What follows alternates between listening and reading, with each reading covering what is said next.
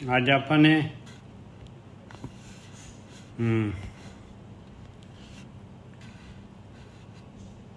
ਜਿਹੜੀ ਪੰਜ ਪਾਤਸ਼ਾਹੀ ਦੀ ਵਾਰ ਗੌੜੀ ਰਾਗ ਦੇ ਵਿੱਚ ਚੱਲ ਰਹੀ ਆ, ਉਹਦੀ 16ਵੀਂ ਪੌੜੀ ਲੈਣੀ ਆ।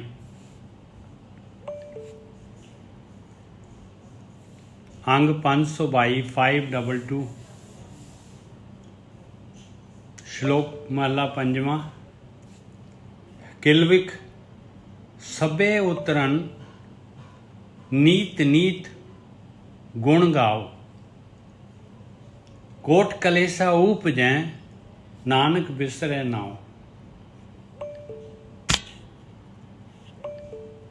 दोनों ऑप्शन दिते हैं महाराज ने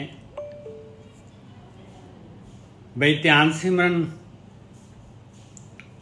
करना है, जे करांगे ते किल विख जिहड़े हैगे आपां ने जिहड़े पाप कीते होए आ वो भी सारे दे सारे जिहड़े हैगे अपना लेखा जोखा साफ हो जाएगा, उतर जाणगे।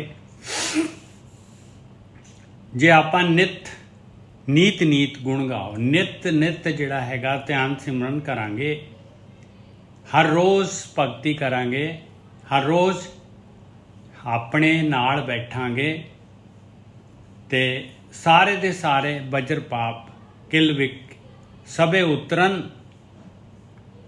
लेखा साफ हो जाएगा। नीत नीत गुण गाओ, जे नहीं कोट कलेशा उपजै नानक बिसरै नाओ। कहंदे करोड़ां ही कलेश जिहड़े हैगे पाप जिहड़े हैगे पैदा हो जाणगे। माया जिहड़ी हैगी आ ओने नहीं छड्डना। इंसान जिहड़ा हैगा, मन जिहड़ा हैगा ये माया तो पावरफुल नहीं हैगा। जद तक ये भगती करके जिहड़ा हैगा ये अपने विचार जिहड़े हैगे उन्हां नूं बंद करना नहीं सीख लैंदा, जब तक अपने विचार रोकना नहीं सीख लेंदा तद तक जिहड़ा हैगा ये माया जिहड़ी हैगी आ कलेश करोड़ां कलेश कहंदे पैदा करूगी। तैनू किन्नियां जूनां दे विच 84 लाख जूनां दे विच लैके जाऊगी जे तैनू जिहड़ा हैगा ये भगती जिहड़ी हैगी आ नीत नीत गुण गाओ जिहड़ा हैगा, जे ये काम जिहड़ा हैगा भुल गया ते दोनों ही ऑप्शन हैगे भाई। नहीं भगती करांगे ते जिहड़ा हैगा पाप कलेश ये पैदा हो जाणगे। गोरखी साहब वाहिगुरू जी का खालसा वाहिगुरू जी की फतेह।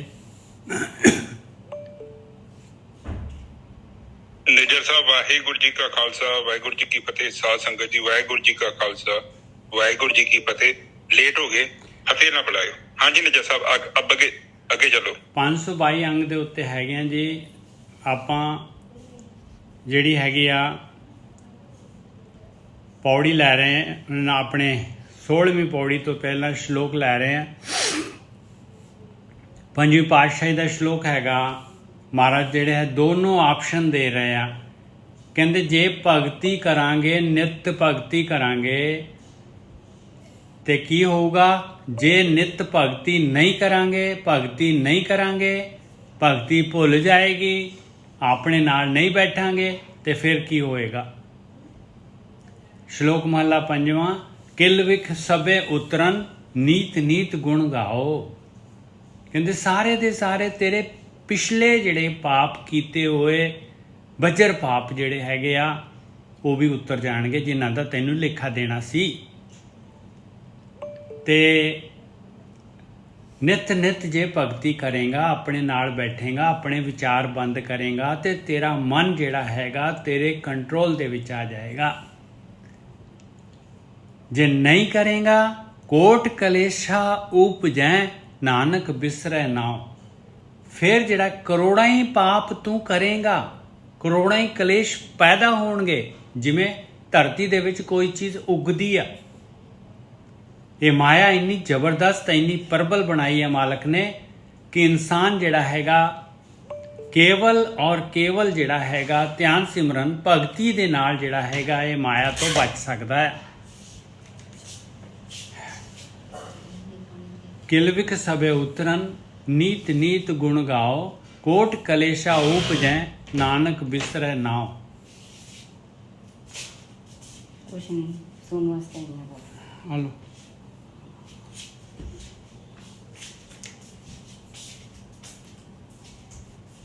हाँ जी गोरकी साहब।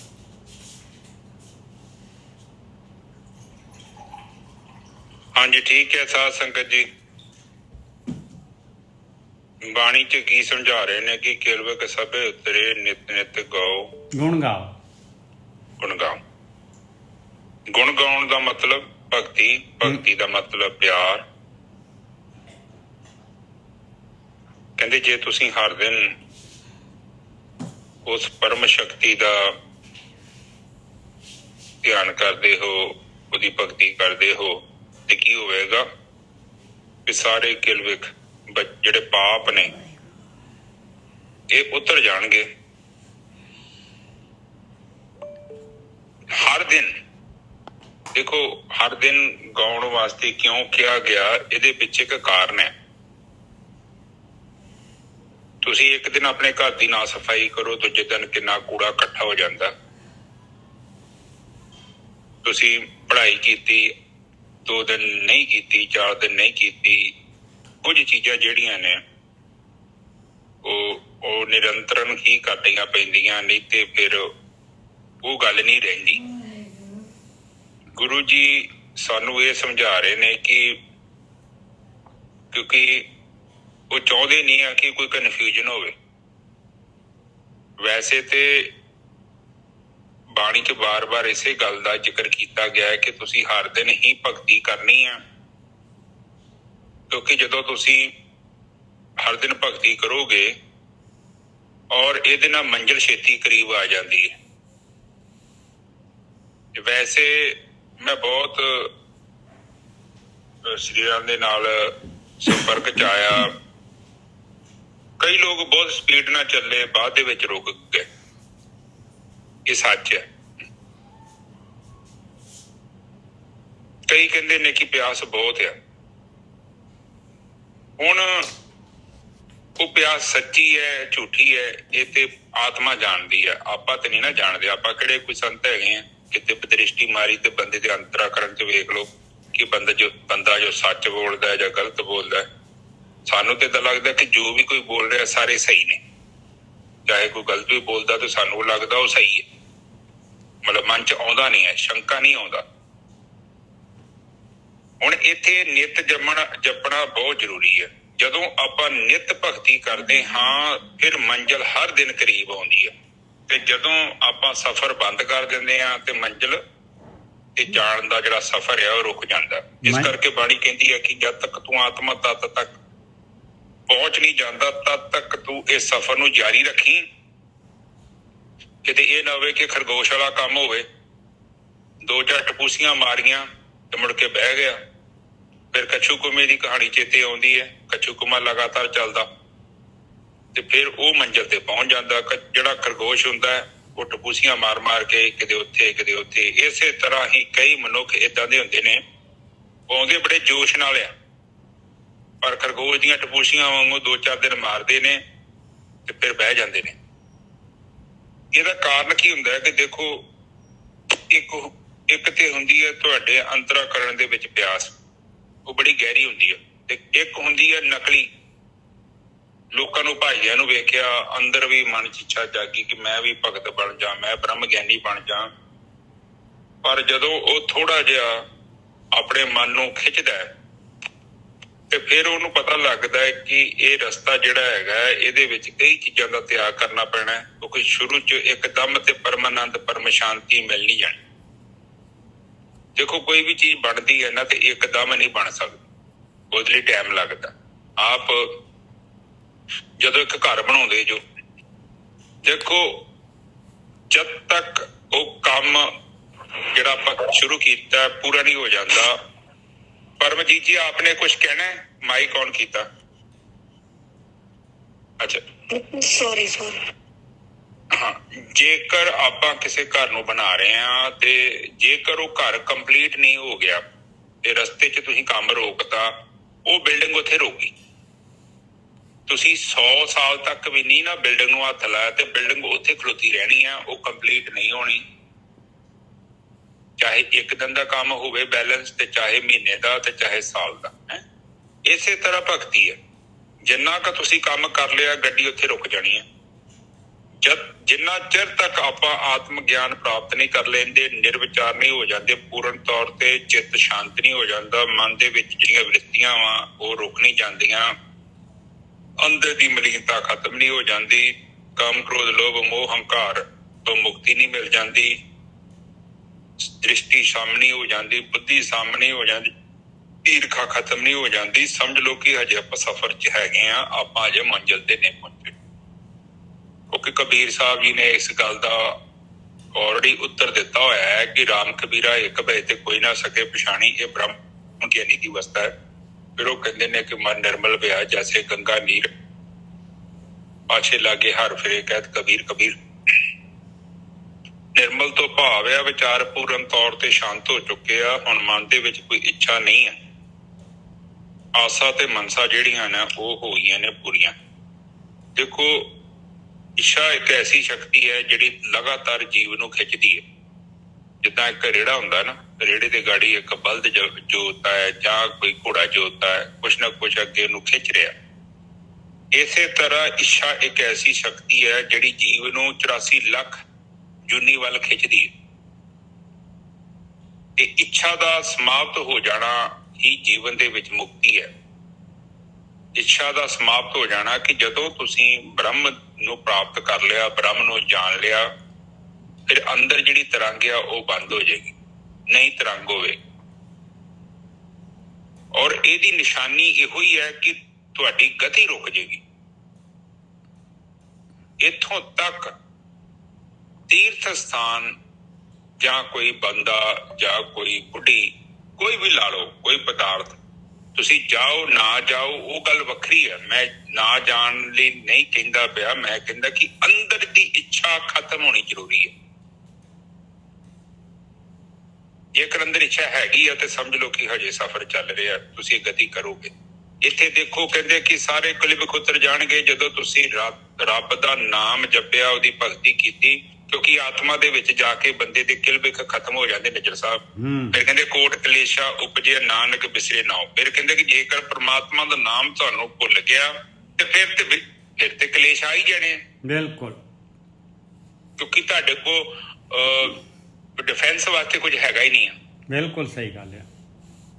हाँ, फिर तो बिना जैकेट दे तुसी मैदान च जाओगे, उत्थे ते गोलियां वजणियां। हाँ जी निजर साहब। हाँ, अगे श्लोक पंजवीं पातशाही दा महला पंजवां, नानक सतगुरे भेटिए पूरी होवे जुगत। नानक सतगुर भेटिए पूरी होवे जुगत। ਕਹਿੰਦੇ ਇਹਦੇ ਵਾਸਤੇ ਭਾਈ, ਇਹ ਕੰਮ ਵਾਸਤੇ ਬ੍ਰਹਮ ਗਿਆਨੀਆਂ ਦਾ ਗਿਆਨ ਲੈਣਾ, ਉਹਨਾਂ ਦੀ ਮੱਤ ਲੈਣੀ, ਉਹਨਾਂ ਦੀ ਸੇਧ ਲੈਣੀ ਜ਼ਰੂਰੀ ਹੈ। ਉਹਨਾਂ ਸਤਿਗੁਰੂ ਨੂੰ ਭੇਟਣਾ ਚਾਹੀਦਾ ਹੈ। ਭੇਟਾਂਗੇ, ਬ੍ਰਹਮ ਗਿਆਨ ਲਵਾਂਗੇ ਤਾਂ ਗੱਲ ਬਣਨੀ ਆ, ਤਾਂ ਯੁਕਤੀ ਮਿਲਣੀ ਆ ਪੂਰੀ। ਨਾਨਕ ਸਤਿਗੁਰੇ ਭੇਟਿਆ ਭੇਟੀਏ ਵੀ ਨਹੀਂ ਲਿਖਿਆ ਹੋਇਆ ਵੀ ਭੇਟੀਏ ਜਾ ਕੇ ਭੇਟੋ, ਨਹੀਂ। ਜਦ ਤੱਕ ਭੇਟਣ ਦੇ ਬਾਅਦ, ਭੇਟਣ ਦੇ ਨਾਲ।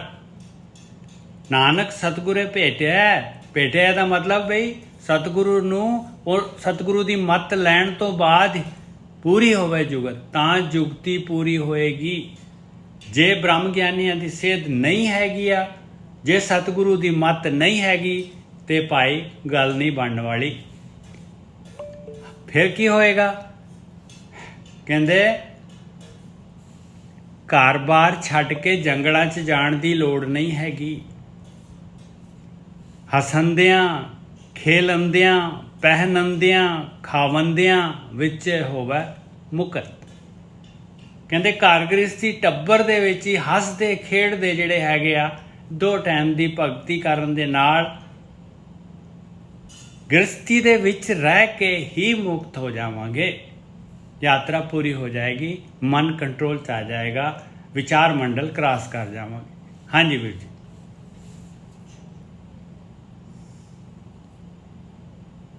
ਹੁਣ ਦੇਖੋ ਉਹ ਕਹਿ ਰਹੇ ਨੇ ਕਿ ਨਾਨਕ ਸਤਿਗੁਰ ਭੇਟਿਆ ਪੂਰੀ ਹੋਵੇ ਜੁਗਤ। ਜੁਗਤ ਦਾ ਮਤਲਬ ਭੇਦ ਦਾ ਪਤਾ ਲੱਗ ਜਾਏਗਾ ਜੀ, ਹਾਂ ਕਿਉਂਕਿ ਜੁਗਤੀ ਤੋਂ ਬਿਨਾ ਮੁਕਤੀ ਨਹੀਂ ਜੀ।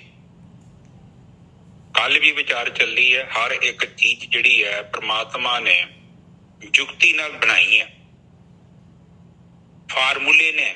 ਬਿਲਕੁਲ ਉਹ ਫਾਰਮੂਲੇ ਤੁਸੀਂ ਡੀਕੋਡ ਕਰ ਲਓ, ਉਹ ਕੰਮ ਹੋ ਜਾਏਗਾ। ਜਦੋਂ ਫਾਰਮੂਲਾ ਤੁਹਾਡਾ ਬਰਾਬਰ ਨਹੀਂ ਆ ਤਾਂ ਕੰਮ ਨਹੀਂ ਜਿਉਣਾ। ਜੋ ਮਰਜ਼ੀ ਕਰਕੇ ਦੇਖ ਲਓ, ਕੰਮ ਉਦੋਂ ਹੋਊਗਾ ਜਦੋਂ ਫਾਰਮੂਲਾ ਪ੍ਰੋਪਰ ਹੈ ਤੇ ਤੁਹਾਡੇ ਕੋਲ ਪ੍ਰੋਪਰ ਸਮਾਨ ਮੌਜੂਦ ਹੈ।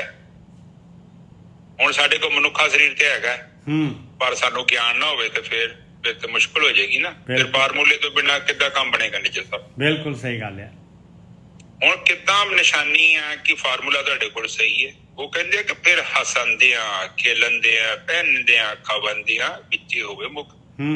ਜੇ ਤੇਰੇ ਕੋਲ ਰਾਈਟ ਸੰਗਤ, ਰਾਈਟ ਗਿਆਨ ਹੈਗਾ ਤੇ ਆ ਸਾਰੇ ਕੰਮ ਕਰਦਿਆਂ ਵੀ ਤੂੰ ਮੁਕਤ ਹੋ ਸਕਦਾ ਹੈ। ਤੈਨੂੰ ਕਿਸੇ ਚੀਜ਼ ਦਾ ਤਿਆਗ ਕਰਨ ਦੀ ਲੋੜ ਨਹੀਂ ਆ ਨਿਸ਼ਚਿਤ ਸਾਹਿਬ। ਬਿਲਕੁਲ ਸਹੀ ਗੱਲ ਹੈ, ਬਿਲਕੁਲ ਸਹੀ ਗੱਲ ਹੈ।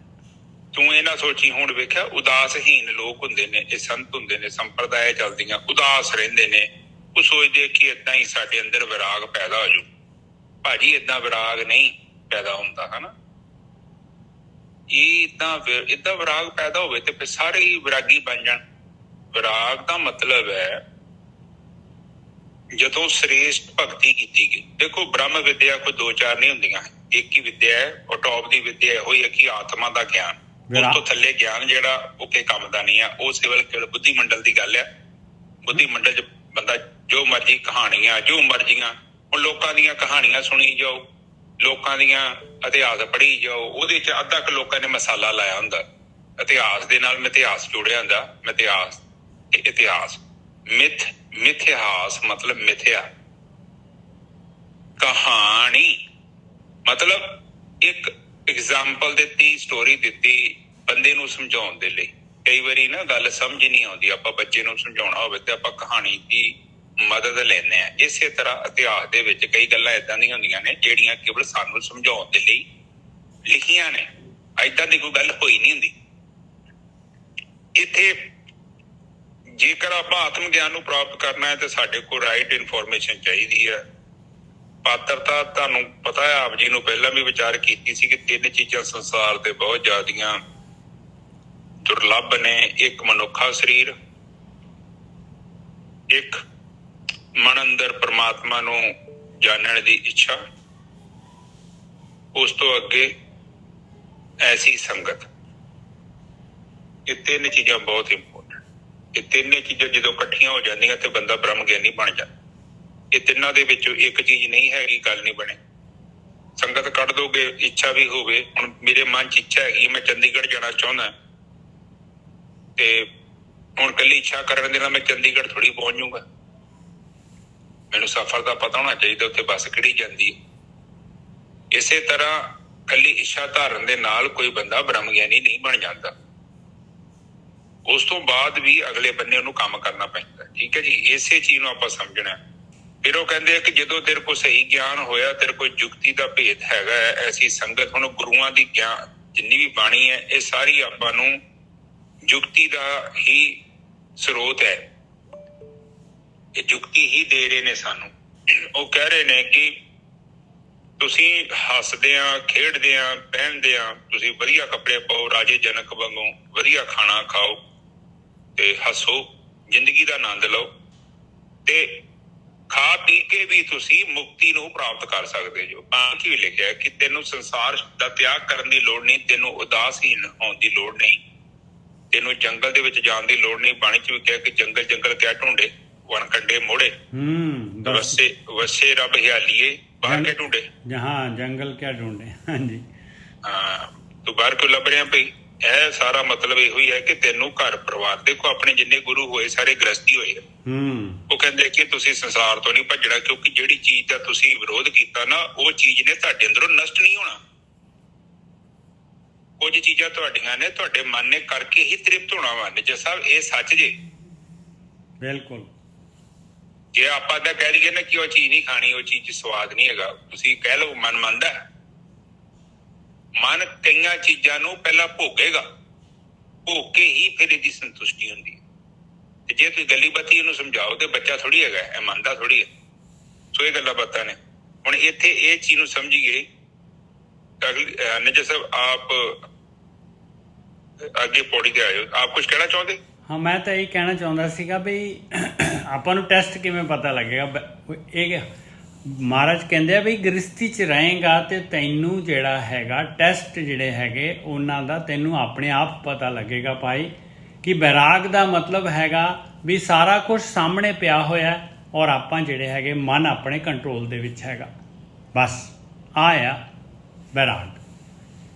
ਵੀਰ ਜੀ ਇਹੀ ਉਦਾਸੀਨਤਾ ਹੈਗੀ ਹੈ, ਜਿਹੜੀ ਉਦਾਸੀ ਦਾ ਮਤਲਬ ਲੋਕੀ ਨਿਰਾਸ਼ਾ ਲੈ ਲੈਂਦੇ ਆ ਤੇ ਜਿਹਨੂੰ ਕਹਿੰਦੇ ਵੀ ਉਹ ਜੀ ਬਿਲਕੁਲ ਜੀ ਖਤਮ ਹੋ ਗਿਆ ਜੀ ਸਾਰਾ ਕੁਝ। ਆਹ ਜਿਹੜੀ ਤੁਸੀਂ ਹੁਣ ਗੱਲ ਕੀਤੀ ਇਹ ਉਦਾਸੀਨਤਾ ਸਹੀ ਮਾਇਨਿਆਂ ਦੇ ਵਿੱਚ। ਹਾਂ ਬਿਲਕੁਲ ਆਹੀ ਗੱਲ ਹੈ। ਤੇ ਪੌੜੀ ਸੋ ਸਤਿਗੁਰ ਧੰਨ ਧੰਨ। ਦੇਖੋ ਜਿਹਨੇ ਭਰਮਗੜ੍ਹ ਤੋੜਿਆ, ਕਹਿੰਦੇ ਉਹ ਸਤਿਗੁਰੂ ਉਹ ਬ੍ਰਹਮ ਗਿਆਨੀ ਧੰਨ ਧੰਨ ਹੈਗੇ ਜਿਨ੍ਹਾਂ ਨੇ ਮੈਨੂੰ ਜੁਗਤੀ ਦੱਸ ਦਿੱਤੀ।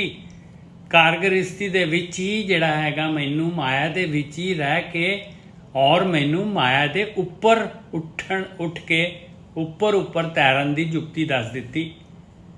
ਸੋ ਸਤਿਗੁਰ ਧੰਨ ਧੰਨ ਜਿਹਨੇ ਭਰਮਗੜ੍ਹ ਤੋੜਿਆ, ਜਿਹਨੇ ਮੈਨੂੰ ਸੱਚ ਔਰ ਝੂਠ ਦਾ ਫਰਕ ਦੱਸ ਦਿੱਤਾ, ਜਿਹਨੇ ਮੈਨੂੰ ਦੱਸਿਆ ਵੀ ਇਹ ਮਾਇਆ ਪਦਾਰਥ ਚੋਗਾ ਜਿਹੜਾ ਹੈਗਾ ਇਹ ਸਿਰਫ ਸਾਧਨ ਹੈਗਾ, ਤੇਰਾ ਕੰਮ ਜਿਹੜਾ ਹੈਗਾ ਯਾਤਰਾ ਜਿਹੜੀ ਹੈਗੀ ਉਹ ਹੋਰ ਪਾਸੇ ਦੀ ਹੈਗੀ।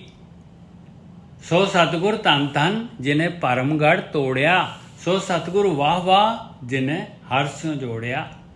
ਕਹਿੰਦੇ ਧੰਨਿਆ ਵਾਹ ਵਾਹ ਭਾਈ ਉਹ ਗੁਰੂ ਉਹ ਬ੍ਰਹਮ ਗਿਆਨੀ ਜਿਨ੍ਹਾਂ ਨੇ ਮੈਨੂੰ ਮਾਲਕ ਪਰਮਾਤਮਾ ਦੇ ਨਾਲ, ਮੈਨੂੰ ਅੰਦਰ ਆਪਣੀ ਆਤਮਾ ਦੇ ਨਾਲ ਜੋੜ ਦਿੱਤਾ। ਨਾਮ ਨਿਧਾਨ ਅਖੁੱਟ ਗੁਰ ਦੇ ਦਾਰੂਓ।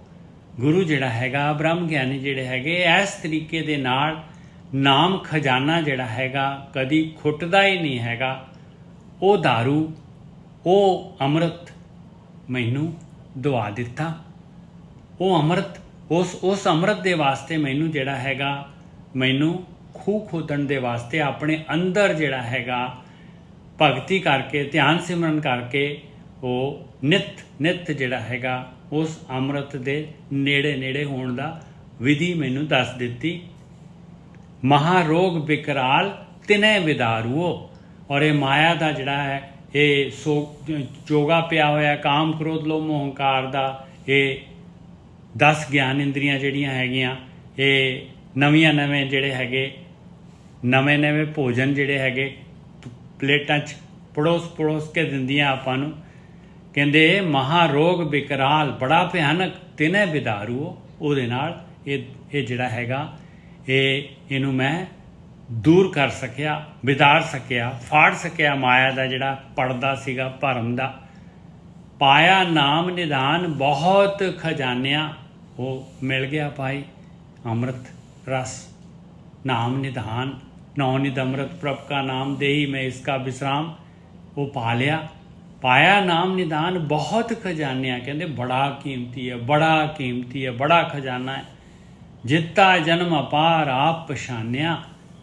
कहते मैं ये मनुखा जून जित लई पाई और अपने आप नूं पछाण लिया भी मैं तो मालिक परमात्मा वर्गा ही हैगा।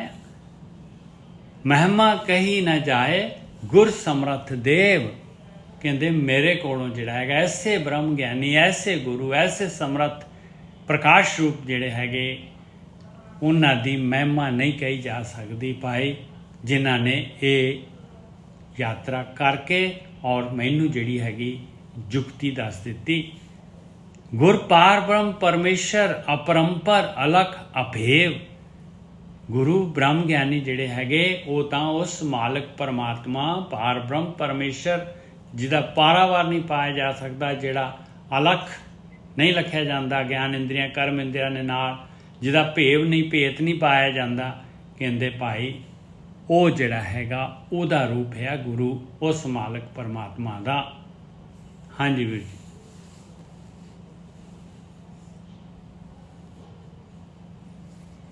ਹੁਣ ਦੇਖੋ ਸਾਧ ਸੰਗਤ ਜੀ, ਸਭ ਤੋਂ ਪਹਿਲਾਂ ਤੇ ਉਹ ਕਹਿ ਰਹੇ ਨੇ ਸੋ ਸਤਿਗੁਰ ਧੰਨ ਧੰਨ ਜਿਨ ਭਰਮ ਕਰ ਤੋੜਿਆ, ਸੋ ਸਤਿਗੁਰ ਵਾਹ ਵਾਹ ਜਿਨ ਹਰਿ ਸਿਉ ਜੋੜਿਆ। ਹਾਂ ਹੁਣ ਉਹ ਕਹਿੰਦੇ ਨੇ ਕਿ ਉਹ ਧੰਨ ਆ। ਹੁਣ ਗੁਰੂ ਜੀ ਸਾਨੂੰ ਇਹ ਗਿਆਨ ਕਰਾਉਂਦੇ ਨੇ ਕਿ ਸਭ ਤੋਂ ਪਹਿਲਾਂ ਤੇ ਉਹ ਕਹਿੰਦੇ ਨੇ ਕਿ ਜਿਹੜਾ ਉਹ ਕਹਿੰਦੇ ਨੇ ਕਿ ਘਰ ਮੇ ਠਾਕੁਰ ਨਜ਼ਰ ਨਾ ਆਏ।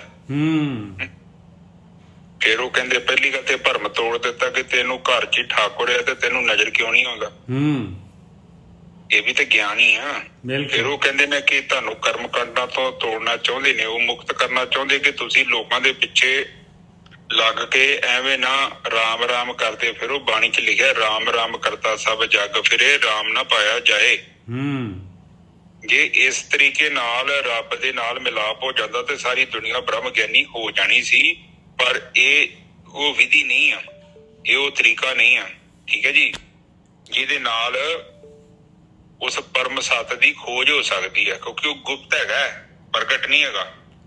ਪ੍ਰਗਟ ਉਦੋਂ ਹੋਊਗਾ ਜਦੋਂ ਉਧਰ ਗਤੀ ਕਰਾਂਗੇ। ਹਾਂਜੀ, ਮੈਂ ਕਿਹਾ ਬਈ ਪ੍ਰੋਬਲਮ ਇਹ ਹੈਗੀ ਵੀ ਰਾਮ ਰਾਮ ਦੇ ਨਾਲ ਹੀ ਮਿਲਣਾ ਹੈ, ਪਰ ਆਪਾਂ ਜਿਹੜੇ ਹੈਗੇ ਆ ਕਹਿੰਦੇ ਰਾਮ ਰਾਮ ਕਰਤਾ ਸਭ ਜਗ ਫਿਰੈ, ਕਿਉਂਕਿ ਖਾਲੀ ਮੂੰਹ ਦੇ ਨਾਲ ਰਾਮ ਰਾਮ ਕਰ ਰਹੇ ਆ ਔਰ ਮਨ ਜਿਹੜਾ ਹੈਗਾ ਫ੍ਰੀ ਛੱਡਿਆ ਹੋਇਆ ਹੈ। ਆਹ ਪ੍ਰੋਬਲਮ ਹੈਗੀ ਆ। ਮਨ ਨੂੰ ਜਿਹੜਾ ਹੈਗਾ ਆਪਾਂ ਨੇ ਮਨ ਦੇ ਨਾਲ ਭਗਤੀ ਕਰਨੀ ਹੈ ਭਾਈ, ਬਸ ਇੰਨੀ ਕੀ ਗੱਲ ਹੈ। ਹਾਂਜੀ ਵੀਰ ਜੀ। ਹਾਂਜੀ, ਉੱਥੇ ਫਿਰ ਗੁਰੂ ਨਾਨਕ ਪਾਤਸ਼ਾਹ ਨੇ ਉਸ ਫਕੀਰ ਨੂੰ ਕਿਹਾ ਉਸ ਕਿ ਨਮਾਜ਼ ਅਦਾ ਕਰਨੀ ਹੈ ਤੇ ਕਹਿੰਦੇ ਕਰਦੇ ਆ, ਤੇ ਬਾਅਦ ਚੋਂ ਕਹਿੰਦੇ ਕਿ ਸਾਡੇ ਨਾਲ ਤੁਸੀਂ ਨਮਾਜ਼ ਅਦਾ ਨਹੀਂ ਕੀਤੀ। ਤੇ ਗੁਰੂ ਨਾਨਕ ਪਾਤਸ਼ਾਹ ਨੇ ਉੱਥੇ ਗੱਲ ਤੇ ਕਿਹਾ ਕਿ ਬਈ ਤੂੰ ਖੁਦ ਤੇ ਨਮਾਜ਼ ਪੜ੍ਹੀ ਨਹੀਂ ਹੈ। ਹਾਂ, ਤੇਰਾ ਮਨ ਤਾਂ ਨਹੀਂ ਨਮਾਜ਼ ਪੜ੍ਹ ਰਿਹਾ ਸੀ ਭਾਈ। ਤੇ ਉਹ ਕਹਿੰਦਾ ਕਿ ਨਹੀਂ, ਤੁਹਾਨੂੰ ਦਿਖਿਆ ਨਹੀਂ, ਮੈਂ ਇੱਥੇ ਬੈਠਾ, ਮੈਂ ਜਿੰਨੀ ਵਾਰੀ ਸਜਦਾ ਕੀਤਾ, ਮੈਂ ਸਿਰ ਧਰਤੀ ਤੇ ਲਾਇਆ, ਸਾਰਾ ਕੁਝ ਕੀਤਾ, ਹੱਥ ਜੋੜੇ, ਜੋ ਵੀ ਮੈਂ ਕਰਦਾ ਇਬਾਦਤ ਕੀਤੀ ਹੈ। ਉੱਪਰ ਕਹਿੰਦੇ ਨਹੀਂ, ਤੇਰਾ ਮਨ ਨਹੀਂ ਵਿੱਚ। ਇਹੋ ਭੇਦ ਦੀ ਗੱਲ ਕਰਦੇ ਆ। ਕਹਿੰਦੇ ਸੋ ਸਤਿਗੁਰ ਧੰਨ ਧੰਨ ਜਿਨ ਭਰਮ ਗੜ ਤੋੜਿਆ। ਉਹ ਕਹਿੰਦੇ ਨੇ ਕਿ ਉਹ ਸਤਿਗੁਰ ਧੰਨ ਨੇ। ਗੁਰੂ ਜੀ ਨੇ ਸਾਨੂੰ ਇਹ ਸਮਝਾਇਆ ਕਿ ਜੇਕਰ ਤੇਰਾ ਮਨ ਨਹੀਂ ਨਾ ਵਿੱਚ ਹੈਗਾ ਤੇ ਤੂੰ ਜੋ ਵੀ ਕਰੇਗਾ ਕੇਵਲ ਕਰਮ ਕਾਂਡ ਨੇ। ਰਾਮ ਰਾਮ ਕਰਤਾ ਸਭ ਜਗ ਫਿਰੇ ਤੇ ਰਾਮ ਨਾ ਪਾਇਆ ਜਾਏ। ਇਹ ਤੂੰ ਕੇਵਲ ਆਪਣੇ ਮਨ ਦੀ ਸੰਤੁਸ਼ਟੀ ਦੇ ਲਈ ਕਰ ਰਿਹਾ, ਇਹਦੇ ਚ ਤੈਨੂੰ ਆਊਟਪੁੱਟ ਕੁਛ ਨਹੀਂ ਨਿਕਲੇਗਾ। ਹਾਂਜੀ, ਬਿਲਕੁਲ ਸਹੀ ਹੈ ਜੀ, ਬਿਲਕੁਲ ਸਹੀ ਹੈ। ਹਾਂ, ਇਸ ਕਰਕੇ ਕਹਿੰਦੇ ਮੈਂ ਕੀ ਇਹ ਕਰਮ ਅਨੇਕਾਂ ਹਾਰ ਪਰਿਓ ਸੁਆਮੀ ਕੇ ਦੁਆਰਿਓ ਦੀਜੇ ਬੁੱਧ ਵਿਵੇਕਾ। ਬਿਲਕੁਲ, ਗੁਰੂ ਜੀ ਕਹਿੰਦੇ ਕਿ ਮੈਂ ਬਹੁਤ ਕੰਮ ਕੀਤੇ, ਬਹੁਤ ਤਰੀਕਿਆਂ ਦੇ ਨਾਲ ਪੰਗਾ ਚੰਗਾ ਲਿਆ, ਬਟ ਗੱਲ ਨਹੀਂ ਬਣੀ। ਫਿਰ ਕਿੱਦਾਂ ਗੱਲ ਬਣੀ? ਕਹਿੰਦੇ ਹਾਰ ਪਿਆ। ਮੈਂ ਪ੍ਰਮਾਤਮਾ ਦੇ ਚਰਨਾਂ 'ਚ ਸਿਰ ਨੂੰ ਨੀਵਾਂ ਕੀਤਾ ਔਰ ਉਸਦੇ ਚਰਨਾਂ 'ਚ ਹਾਰ ਗਿਆ। ਤੇ ਫਿਰ ਮੈਂ ਕਿਹਾ ਕਿ ਮੈਨੂੰ ਵਿਵੇਕ ਬੁੱਧੀ ਦਿਓ, ਮੈਨੂੰ ਗਿਆਨ ਕਰਾਓ, ਇਹ ਜਿਹੜੀ ਵਿਧੀ ਹੈ ਮੈਨੂੰ ਇਹਦਾ ਭੇਦ ਦੱਸੋ। ਬਿਲਕੁਲ। ਤੇ ਫਿਰ ਗੱਲ ਬਣੀ। ਠੀਕ ਹੈ ਜੀ। ਫਿਰ ਅਗਲੇ ਬੰਨੇ ਕਹਿੰਦੇ ਨੇ ਕਿ ਸੋ ਸਤਿਗੁਰੂ ਵਾਹ ਵਾਹ ਜਿਨ ਹਰਿ ਸਿਉ ਜੋੜਿਆ। ਹੁਣ ਹਰ ਦੇ ਨਾਲ ਜੋੜਿਆ ਮਤਲਬ ਇੱਥੇ ਹਰ ਕੋਈ ਬੰਦਾ ਨਹੀਂ ਹੈ, ਕੋਈ ਬੁੱਢੀ ਨਹੀਂ ਆ। ਹਰ ਤੋਂ ਭਾਵ ਆਤਮਾ ਦੇ ਨਾਲ ਜੋੜਨ ਤੋਂ ਭਾਵ ਨਿਰਵਿਚਾਰ ਅਵਸਥਾ ਦਾ ਅਨੁਭਵ ਜਿੰਨੇ ਦਵਾਤਾ, ਜਿੰਨੇ ਵਿਧੀ ਦੱਸੀ, ਉਸ ਵਿਧੀ ਨੂੰ ਜਾਣ ਲਿਆ, ਨਿਰਵਿਚਾਰ ਬੰਦਾ ਹੋ ਗਿਆ ਤੇ ਉਹ ਪਰਮਾਤਮਾ ਦੇ ਨਾਲ ਜੁੜ ਗਿਆ। ਪਰਮਾਤਮਾ ਦੇ ਨਾਲ ਹੋਰ ਕੋਈ ਤਰੀਕਾ ਨਹੀਂ ਹੈ ਜੋੜਨ ਦਾ। ਤੇ ਜੇ ਤੁਹਾਨੂੰ ਕੋਈ ਕਹਿੰਦਾ ਹੈ ਤਾਂ ਉਹ ਕੇਵਲ ਉਹਦੀ ਕਲਪਨਾ ਹੈ, ਉਹਦੀ ਕੋਈ ਬੁੱਧੀ ਦੀ ਉਪਜ ਹੈ। ਆਤਮ ਗਿਆਨ ਦੇ ਵਿੱਚ ਏਦਾਂ ਦੀ ਕੋਈ ਵੀ ਚੀਜ਼ ਨਹੀਂ ਹੈਗੀ। ਪਰਮਾਤਮਾ ਨਾਲ ਜੋੜਿਆ ਮਤਲਬ ਨਿਰਵਿਚਾਰ ਹੋ ਗਿਆ ਬੰਦਾ, ਆਤਮਾ ਨੂੰ ਜਾਣ ਲਿਆ, ਆਤਮਾ ਨੂੰ ਪਹਿਚਾਨ ਲਿਆ। ਹਜੇ ਤੁਸੀਂ ਅਵਸਥਾ ਨੂੰ ਅਨੁਭਵ ਕੀਤਾ ਹੈ, ਅਵਸਥਾ ਪ੍ਰਾਪਤ ਨਹੀਂ ਹੋਈ। ਉਹ ਅਖੰਡ ਅਵਸਥਾ ਹੈ, ਉਹ ਫਿਰ ਟੁੱਟਦੀ ਨਹੀਂ ਆ। ਅਜੇ ਤੇ ਤੁਸੀਂ ਭਗਤੀ ਕਰਦੇ ਅੱਧਾ ਘੰਟਾ, 45 ਮਿੰਟ, 2 ਘੰਟੇ, 20 ਮਿੰਟ ਜੋ ਵੀ ਹੈ, ਤੁਸੀਂ ਆਤਮਾ ਨੂੰ ਅਨੁਭਵ ਕਰਕੇ ਵਾਪਸ ਆ ਜਾਂਦੇ। ਅਜੇ ਰਾਮ ਕਬੀਰਾ ਏਕ ਭੈ ਵਾਲੀ ਅਵਸਥਾ ਨਹੀਂ ਬਣੀ, ਇਹ ਸਹਿਜ ਅਵਸਥਾ ਹੈ। ਇਹ ਸਹਿਜ ਅਵਸਥਾ ਜਦੋਂ ਤੁਹਾਡੀ ਬਣ ਗਈ ਨਾ ਤਾਂ ਫਿਰ ਰਾਮ ਤੇ ਕਬੀਰ ਦੇ ਵਿੱਚ ਕੋਈ ਭੇਦ ਨਹੀਂ ਹੈਗਾ। ਫਿਰ ਤੁਸੀਂ ਆਤਮਾ ਦੇ ਉਸ ਚੇਤਨਾ ਦੇ ਰੂਪ 'ਚ ਵਿਰਾਜਮਾਨ ਕਰੋਗੇ ਜਿੱਥੇ ਕੋਈ ਵੀ ਗਤੀ ਨਹੀਂ ਹੈ, ਜਿਹੜੀ ਅਚਲ ਮੂਰਤ ਹੈ। ਉਹ ਕੇਵਲ ਅਨੁਭਵ ਦਾ ਵਿਸ਼ਾ ਹੈ।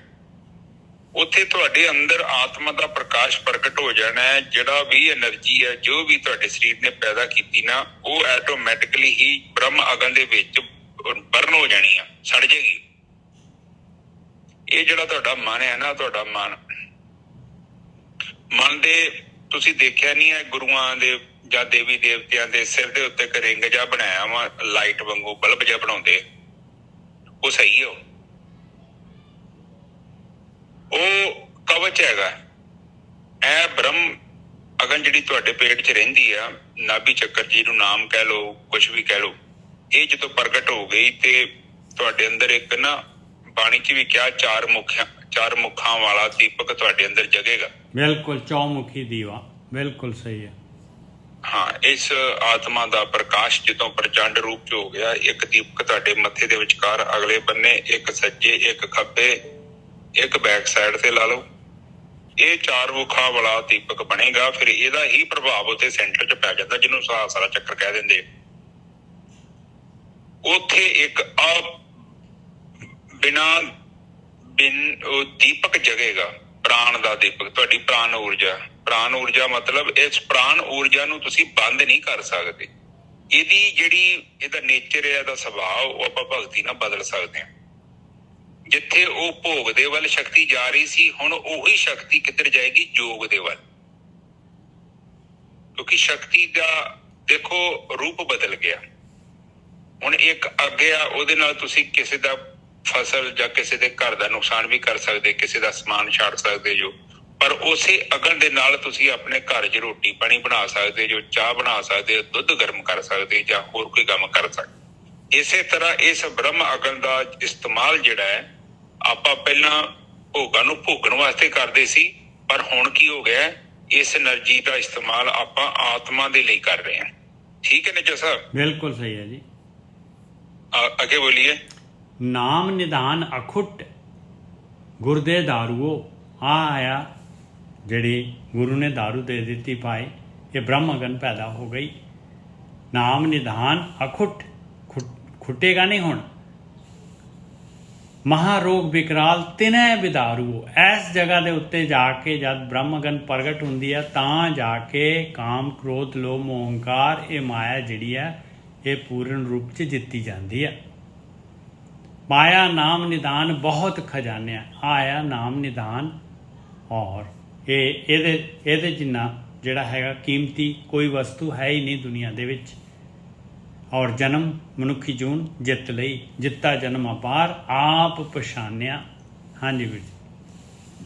ਹੁਣ ਉੱਪਰ ਕਹਿ ਰਹੇ ਨੇ ਕਿ ਨਾਮ ਨਿਧਾਨ ਖੁੱਟ ਗੁਰ ਦੇਈ ਦਾਰੂ ਮਹਾਰੋਗ ਵਿਕਰਾਲ ਤਿਨੇ ਬਿਦਾਰੂ।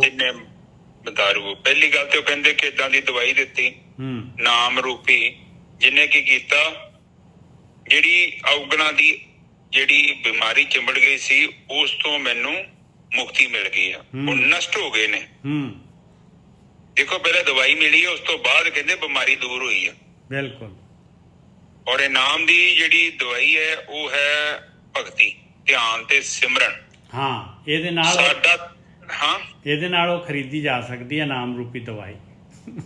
ਹਾਂ, ਸਾਡਾ ਧਿਆਨ ਇਕਾਗਰ ਹੋ ਗਿਆ ਤੇ ਸਮਝ ਲਓ ਕਿ ਸਾਡੇ ਜੀਵਨ ਦਾ ਬਹੁਤ ਵੱਡਾ ਮਸਲਾ ਹੱਲ ਹੋ ਗਿਆ। ਜਿਸ ਬੰਦੇ ਦਾ ਧਿਆਨ ਖੰਡਿਤ ਹੈ, ਉਹ ਬੰਦਾ ਸੁਖੀ ਨਹੀਂ ਰਹਿ ਸਕਦਾ, ਉਹ ਬੰਦਾ ਬਹੁਤ ਦੁਖੀ ਰਹੇਗਾ। ਕਿਉਂ? ਕਿਉਂਕਿ ਉਹਦੇ ਵਿਚਾਰਾਂ ਨੇ ਇਹਨੂੰ ਪਾਗਲ ਬਣਾ ਦੇਣਾ। ਤੁਹਾਡੇ ਵਿਚਾਰ ਬੜੇ ਪਾਵਰਫੁਲ ਨੇ, ਤੁਹਾਡਾ ਕੰਟਰੋਲ ਕੋਈ ਨਾ। ਇਹਦਾ ਮਤਲਬ ਕਿ ਇਹ ਤੁਹਾਡੇ ਘਰ ਟੀਵੀ ਆ, ਉਹ ਟੀਵੀ ਦਾ ਰਿਮੋਟ ਹੀ ਨਹੀਂ ਹੈਗਾ, ਉਹਦਾ ਬੰਦ ਕਰਨ ਵਾਲਾ ਚਾਲੂ ਕਰਨ ਵਾਲਾ ਸੁੱਚ ਨਹੀਂ ਹੈਗਾ, ਆਪਣੇ ਆਪ ਹੀ ਚੱਲੀ ਜਾ ਰਿਹਾ। ਇਹ ਬਹੁਤ ਵੱਡਾ ਦੁੱਖਾਂ ਦਾ ਕਾਰਨ ਹੈ। ਚਿੱਤ 'ਚ ਕੋਈ ਵੀ ਚੀਜ਼ ਆਊਗੀ, ਉਹਨੇ ਥੋੜੀ ਸੋਚਣਾ, ਉਹਨੇ ਚੈੱਕ ਆਊਟ ਥੋੜੀ ਕਰਨਾ ਹੈ ਕਿ ਸਹੀ ਜਾਂ ਗਲਤ ਹੈ, ਉਹਨੇ ਕਰਦੇ ਜਾਣਾ, ਕੰਮ ਕਰਦੇ ਜਾਣਾ। ਇਸੇ ਤਰ੍ਹਾਂ ਕਈ ਬੰਦੇ ਜਿਹੜੇ ਹੁੰਦੇ ਆ, ਬਾਣੀ ਕਹਿੰਦੀ ਮਾਇਆ ਧਾਰੀ ਆਤਨ ਨਾ ਬੋਲਾ, ਕਿਉਂਕਿ ਉਹਨੂੰ ਵਿਚਾਰੇ ਨੂੰ ਪਤਾ ਨਹੀਂ ਲੱਗਦਾ ਕਿ ਮੇਰੇ ਚਿੱਤ 'ਚ ਜੋ ਵੀ ਚੀਜ਼ ਆ ਰਹੀ ਹੈ, ਇਹ ਸਹੀ ਹੈ ਜਾਂ ਗਲਤ ਹੈ। ਬਸ ਉਹ ਜੋ ਵੀ ਉਹਦੇ ਮਨ ਦੇ ਵਿੱਚ ਆ ਰਿਹਾ ਉਹਨੂੰ ਕਰ ਰਿਹਾ, ਇਸ ਕਰਕੇ ਦੁਖੀ ਹੋ ਰਿਹਾ। ਤੇ ਪਰ ਬਾਣੀ ਕਹਿੰਦੀ ਹੈ ਕਿ ਏਦਾਂ ਦਾ ਗਿਆਨ ਮਿਲ ਗਿਆ, ਏਦਾਂ ਦਾ ਦਾਰੂ ਮਿਲ ਗਿਆ ਕਿ ਜਿਹੜਾ ਮਹਾਰੋਗ ਹੈ, ਮਹਾਰੋਗ ਮਤਲਬ ਕਿ ਐਸਾ ਰੋਗ, ਭਿਆਨਕ ਰੋਗ ਜਿਹਦਾ ਇਲਾਜ ਨਹੀਂ ਹੋ ਸਕਦਾ, ਉਹਦਾ ਵੀ ਇਲਾਜ ਹੋ ਗਿਆ। ਏਦਾਂ ਦੀ ਦਵਾਈ ਮਿਲ ਗਈ ਨਾਮ ਰੂਪੀ। ਹਾਂਜੀ ਨਿੱਜਾ ਸਾਹਿਬ। ਫਿਰ ਜਿੱਤਾ ਜਨਮ ਅਪਾਰ ਆਪ ਪਛਾਣਿਆ। ਫਿਰ ਜਨਮ ਮਨੁੱਖਾ ਜੂਨ ਜਿੱਤੀ ਗਈ ਭਾਈ, ਜਿਹਦੇ ਵਾਸਤੇ ਆਏ ਸੀ ਆਪਾਂ, ਮੁਕਤ ਹੋ ਗਿਆ। ਮਹਿਮਾ ਕਹੀ ਨਾ ਜਾਏ ਗੁਰ ਸਮਰੱਥ ਦੇਵ। ਫਿਰ ਅਖੀਰ ਦੇ ਵਿੱਚ ਫਿਰ ਵਾਪਸ ਜਿਹੜੇ ਹੈਗੇ ਮਹਾਰਾਜ, ਜਿਹੜੇ ਹੈਗੇ ਪੰਜਵੀਂ ਪਾਤਸ਼ਾਹੀ, ਕਹਿੰਦੇ ਮੈਂ ਗੁਰੂ ਦੀ ਮਹਿਮਾ ਨਹੀਂ ਕਹਿ ਸਕਦਾ ਭਾਈ। ਜੇ ਬ੍ਰਹਮ ਗਿਆਨੀ ਮੇਰੇ ਜੀਵਨ 'ਚ ਨਹੀਂ ਆਉਂਦੇ ਤੇ ਮੈਂ ਇਹ ਜਨਮ ਜਿਹੜਾ ਮੇਰਾ ਇਹ ਵੇਸਟ ਹੋਣਾ ਸੀਗਾ, ਔਰ ਮੈਂ ਇਹ ਜਿੱਤ ਨਹੀਂ ਸਕਦਾ ਸੀਗਾ, ਇਹ ਖੇਡ ਨੂੰ ਨਹੀਂ ਜਿੱਤ ਸਕਦਾ ਸੀ। ਮਹਿਮਾ ਕਹੀ ਨਾ ਜਾਏ ਗੁਰ ਸਮਰੱਥ ਦੇਵ, ਗੁਰ ਪਾਰ ਬ੍ਰਹਮ ਪਰਮੇਸ਼ਰ ਅਪਰੰਪਰ ਅਲਖ ਅਪੇਵ। ਉਹ ਗੁਰੂ, ਉਹ ਬ੍ਰਹਮ ਗਿਆਨੀ, ਉਹਨਾਂ ਨੇ ਇਹ ਖੇਡ ਜਿੱਤ ਲਈ ਆ। ਮਾਇਆ ਪ੍ਰਕਿਰਤੀ ਜਿਹੜੀ ਹੈਗੀ ਪੰਜਾਂ ਤੱਤਾਂ ਦੀ ਰਚਨਾ ਚੋਂ ਉੱਪਰ ਆ ਗਏ ਆ ਭਾਈ, ਉਹਨਾਂ ਦੀ ਮਹਿਮਾ ਨਹੀਂ ਕਹੀ ਜਾ ਸਕਦੀ। ਹਾਂਜੀ ਹਾਂਜੀ, ਇੱਥੇ ਉਹ ਕਹਿ ਰਹੇ ਨੇ, ਇਹ ਨਾ ਐਕਚੁਅਲੀ ਅਕਾਲ ਬਰਨਾਲਾ ਜਿਹੜੇ ਹੈਗੇ ਉਹਨਾਂ ਦਾ ਮਾਈਕ ਖੁੱਲ ਗਿਆ ਜੀ, ਬੰਦ ਕਰਤਾ ਮੈਂ। ਹਾਂਜੀ ਵੀਰ ਜੀ। ਠੀਕ ਹੈ। ਕਹਿੰਦੇ ਜਿੱਤਾ ਜਨਮ ਅਪਾਰ ਆਪ ਪਛਾਣਿਆ। ਕਹਿੰਦੇ ਕਿ ਆਪ ਪਛਾਣਿਆ। ਹਾਂ, ਆਪਣੇ ਆਪ ਨੂੰ ਪਛਾਣਿਆ, ਆਪਣੀ ਆਤਮਾ ਨੂੰ ਪਛਾਣ ਲਿਆ, ਪ੍ਰਗਟ ਹੋ ਗਈ ਆਤਮਾ। ਆਪਣੇ ਆਪ ਦੀ ਪਛਾਣ ਕੀਤੀ ਕਿ ਮੈਂ ਹੈ ਕੌਣ ਆ। ਬਸ ਕਾਫੀ ਔਖਾ ਸਵਾਲ ਹੈ। ਬਿਲਕੁਲ। ਜਿਹੜਾ ਬੰਦਾ ਇਸ ਸਵਾਲ ਦਾ ਜਵਾਬ ਲੱਭ ਲੈਂਦਾ ਉਹੀ ਮੁਕਤ ਆ। ਆਖਰ ਤੇ ਤੁਹਾਨੂੰ ਪਤਾ ਲੱਗੇਗਾ ਜਿਹਨੂੰ ਜਾਣਨਾ ਹੈ ਤੇ ਜਿਹਨੇ ਜਾਣਨਾ ਹੈ, ਇਹ ਦੋ ਨਹੀਂ ਹੈਗੇ। ਇਹ ਵੀ ਪੰਗਾ ਜੇ। ਬਹੁਤ ਵਧੀਆ ਗੱਲ ਹੈ। ਵੇਖਣ ਵਾਲਾ ਤੇ ਜਿਹਨੂੰ ਵੇਖਣਾ ਹੈ, ਦੋ ਨਹੀਂ ਜੇ ਹੈਗੇ ਆਪਾਂ। ਪਿੱਛੇ ਜਦੋਂ ਤੁਰਦੇ ਗਏ ਆਖਰ ਤੇ ਤੁਸੀਂ ਉੱਥੇ ਪਹੁੰਚ ਜਾਣਾ ਹੈ ਜਿੱਥੇ ਇੱਕ ਹੀ ਰਹਿ ਜਾਣਾ। ਉੱਥੋਂ ਇੱਕ ਤੋਂ ਬਾਹਰ ਆ ਜਾਓਗੇ ਤੇ ਤੁਹਾਨੂੰ ਵਿਚਾਰ ਨੇ ਕੱਢਣਾ ਉੱਥੋਂ, ਓਦਾਂ ਉੱਥੋਂ ਬਾਹਰ ਨਹੀਂ ਨਿਕਲ ਸਕਦਾ ਕੋਈ। ਇਸੇ ਲਈ ਗੁਰੂ ਨਾਨਕ ਪਾਤਸ਼ਾਹ ਜੀ ਕਹਿ ਗਏ ਨੇ, ਵਿਚਾਰ ਮਾਰੇ ਤਰੇ ਤਾਰੇ ਉਲਟ ਜੋੜ ਨਾ ਆਵੇ। ਜਿਹਨੇ ਵਿਚਾਰ ਮਾਰ ਲਿਆ ਉਹੀ ਤਰ ਗਿਆ, ਉਹੀ ਭਵ ਸਾਗਰ ਤੋਂ ਅੱਗੇ ਲੰਘ ਗਿਆ, ਕਿਉਂਕਿ ਵਿਚਾਰਾਂ ਦਾ ਹੀ ਤੇ ਸਾਰਾ ਰੌਲਾ ਹੈ। ਬਿਲਕੁਲ। ਸਾਡੇ ਚਿੱਤ ਦੇ ਵਿੱਚ ਕਿੰਨੀ ਗੰਦਗੀ ਹੈ, ਇਹ ਵਿਚਾਰਾਂ ਦੇ ਉੱਤੇ ਨਿਰਭਰ ਕਰਦਾ ਹੈ। ਤੁਸੀਂ ਵਿਚਾਰ ਦੇਖੋ, ਤੁਹਾਡੇ ਵਿਚਾਰ ਕਿੱਦਾਂ ਦੇ ਆ। ਜੇ ਕਾਮ ਦੇ ਵਿਚਾਰ ਜ਼ਿਆਦਾ ਚੱਲਦੇ ਆ ਤੇ ਤੁਹਾਡੇ ਚਿੱਤ 'ਚ ਜਿਹੜੇ ਸੰਸਕਾਰ ਜ਼ਿਆਦਾ ਕਾਮ ਦੇ ਨੇ। ਜੇਕਰ ਕ੍ਰੋਧ ਜ਼ਿਆਦਾ ਆਉਂਦਾ ਹੈ, ਲੋਭ ਆਉਂਦਾ ਹੈ, ਮੋਹ ਆਉਂਦਾ ਹੈ, ਈਰਖਾ ਆਉਂਦੀ ਹੈ, ਇਹਦਾ ਮਤਲਬ ਇਹਨਾਂ ਤੱਤਾਂ ਦੇ ਵਿਚਾਰ ਤੁਹਾਡੇ ਅੰਦਰ ਹੈਗੇ ਨੇ। ਤੇ ਇਹਦੇ ਮਗਰ ਜਿਹੜਾ ਕਾਰਨ ਸਰੀਰ ਹੈ ਉਹ ਇਹਨਾਂ ਨੂੰ ਸਪੋਰਟ ਕਰਦਾ ਹੈ। ਦੇਖੋ, ਬਿਨਾਂ ਅੱਗ ਦੇ ਧੂਆਂ ਕਿੱਥੋਂ ਆਊ? ਵਿਚਾਰ ਤਾਂ ਧੂਆਂ ਹੈਗਾ। ਇਹਨੂੰ ਕੋਈ ਨਾ ਕੋਈ ਚੀਜ਼ ਤੇ ਸਪੋਰਟ ਕਰ ਰਹੀ ਹੈ ਨਾ। ਉਸ ਕਰ ਸੂਖਮ ਹੈਗੀ ਤੁਹਾਡੇ ਅੰਦਰ। ਹੁਣ ਜਿੱਦਾਂ ਦਾ ਤੁਹਾਡਾ ਸੂਖਮ ਸਰੀਰ ਹੈ, ਉਹਨੇ ਉਹ ਚੀਜ਼ ਨੂੰ ਪ੍ਰੋਡਿਊਸ ਕਰਨਾ। ਹੁਣ ਗੁਲਾਬ ਦੇ ਫੁੱਲ ਲਾਗੋ ਗੁਲਾਬ ਦੀ ਮਹਿਕ ਆਊਗੀ, ਚੰਬੇਲੀ ਦੇ ਲਾਗੋ ਚੰਬੇਲੀ ਦੀ ਮਹਿਕ ਆਊਗੀ। ਤੇ ਜੇ ਉੱਥੇ ਫੁੱਲ ਕੋਈ ਹੈ ਹੀ ਨਹੀਂ ਤੇ ਮਹਿਕ ਕਿੱਥੋਂ ਆਊ? ਜੇ ਗੋਬਰ ਪਿਆ ਹੈ ਤੇ ਗੋਬਰ ਦੀ ਬਦਬੂ ਆਏਗੀ। ਫਿਰ ਗੋਬਰ ਦੀ ਸਮੈਲ ਆਉਣੀ ਹੈ। ਹੁਣ ਗੁਲਾਬ ਦੀ ਕਿੱਥੋਂ ਆਵੇ? ਠੀਕ ਹੈ ਜੀ। ਤੇ ਫਿਰ ਕਹਿੰਦੇ ਆਪਣੇ ਆਪ ਦੀ ਪਛਾਣ ਕਰਨੀ ਆ।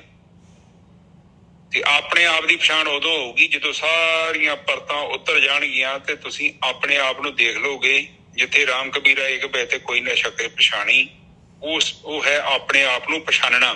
ਠੀਕ ਹੈ ਜੀ। ਅਗਲੇ ਬੰਨੇ ਦੇਖੋ, ਮਹਿਮਾ ਕਹੀ ਨਾ ਜਾਏ ਗੁਰ ਸਮਰੱਥ ਦੇਵ।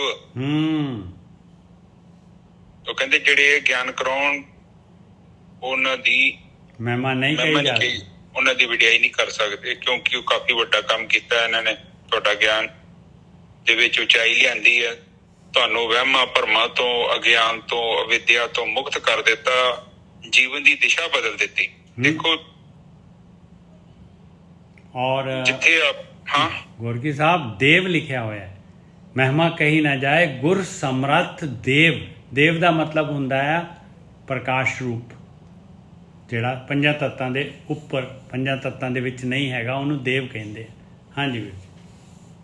ਹਾਂਜੀ। ਹੁਣ ਇੱਥੇ ਗਿਆਨ ਜਿਹੜਾ ਹੈ ਨਾ, ਉਹ ਗਿਆਨ ਜਿਹੜਾ ਉਹ ਸਭ ਤੋਂ ਪਹਿਲਾਂ ਬਾਣੀ ਕਹਿ ਰਹੀ ਹੈ ਕਿ ਆਪ ਜਾਣਿਆ।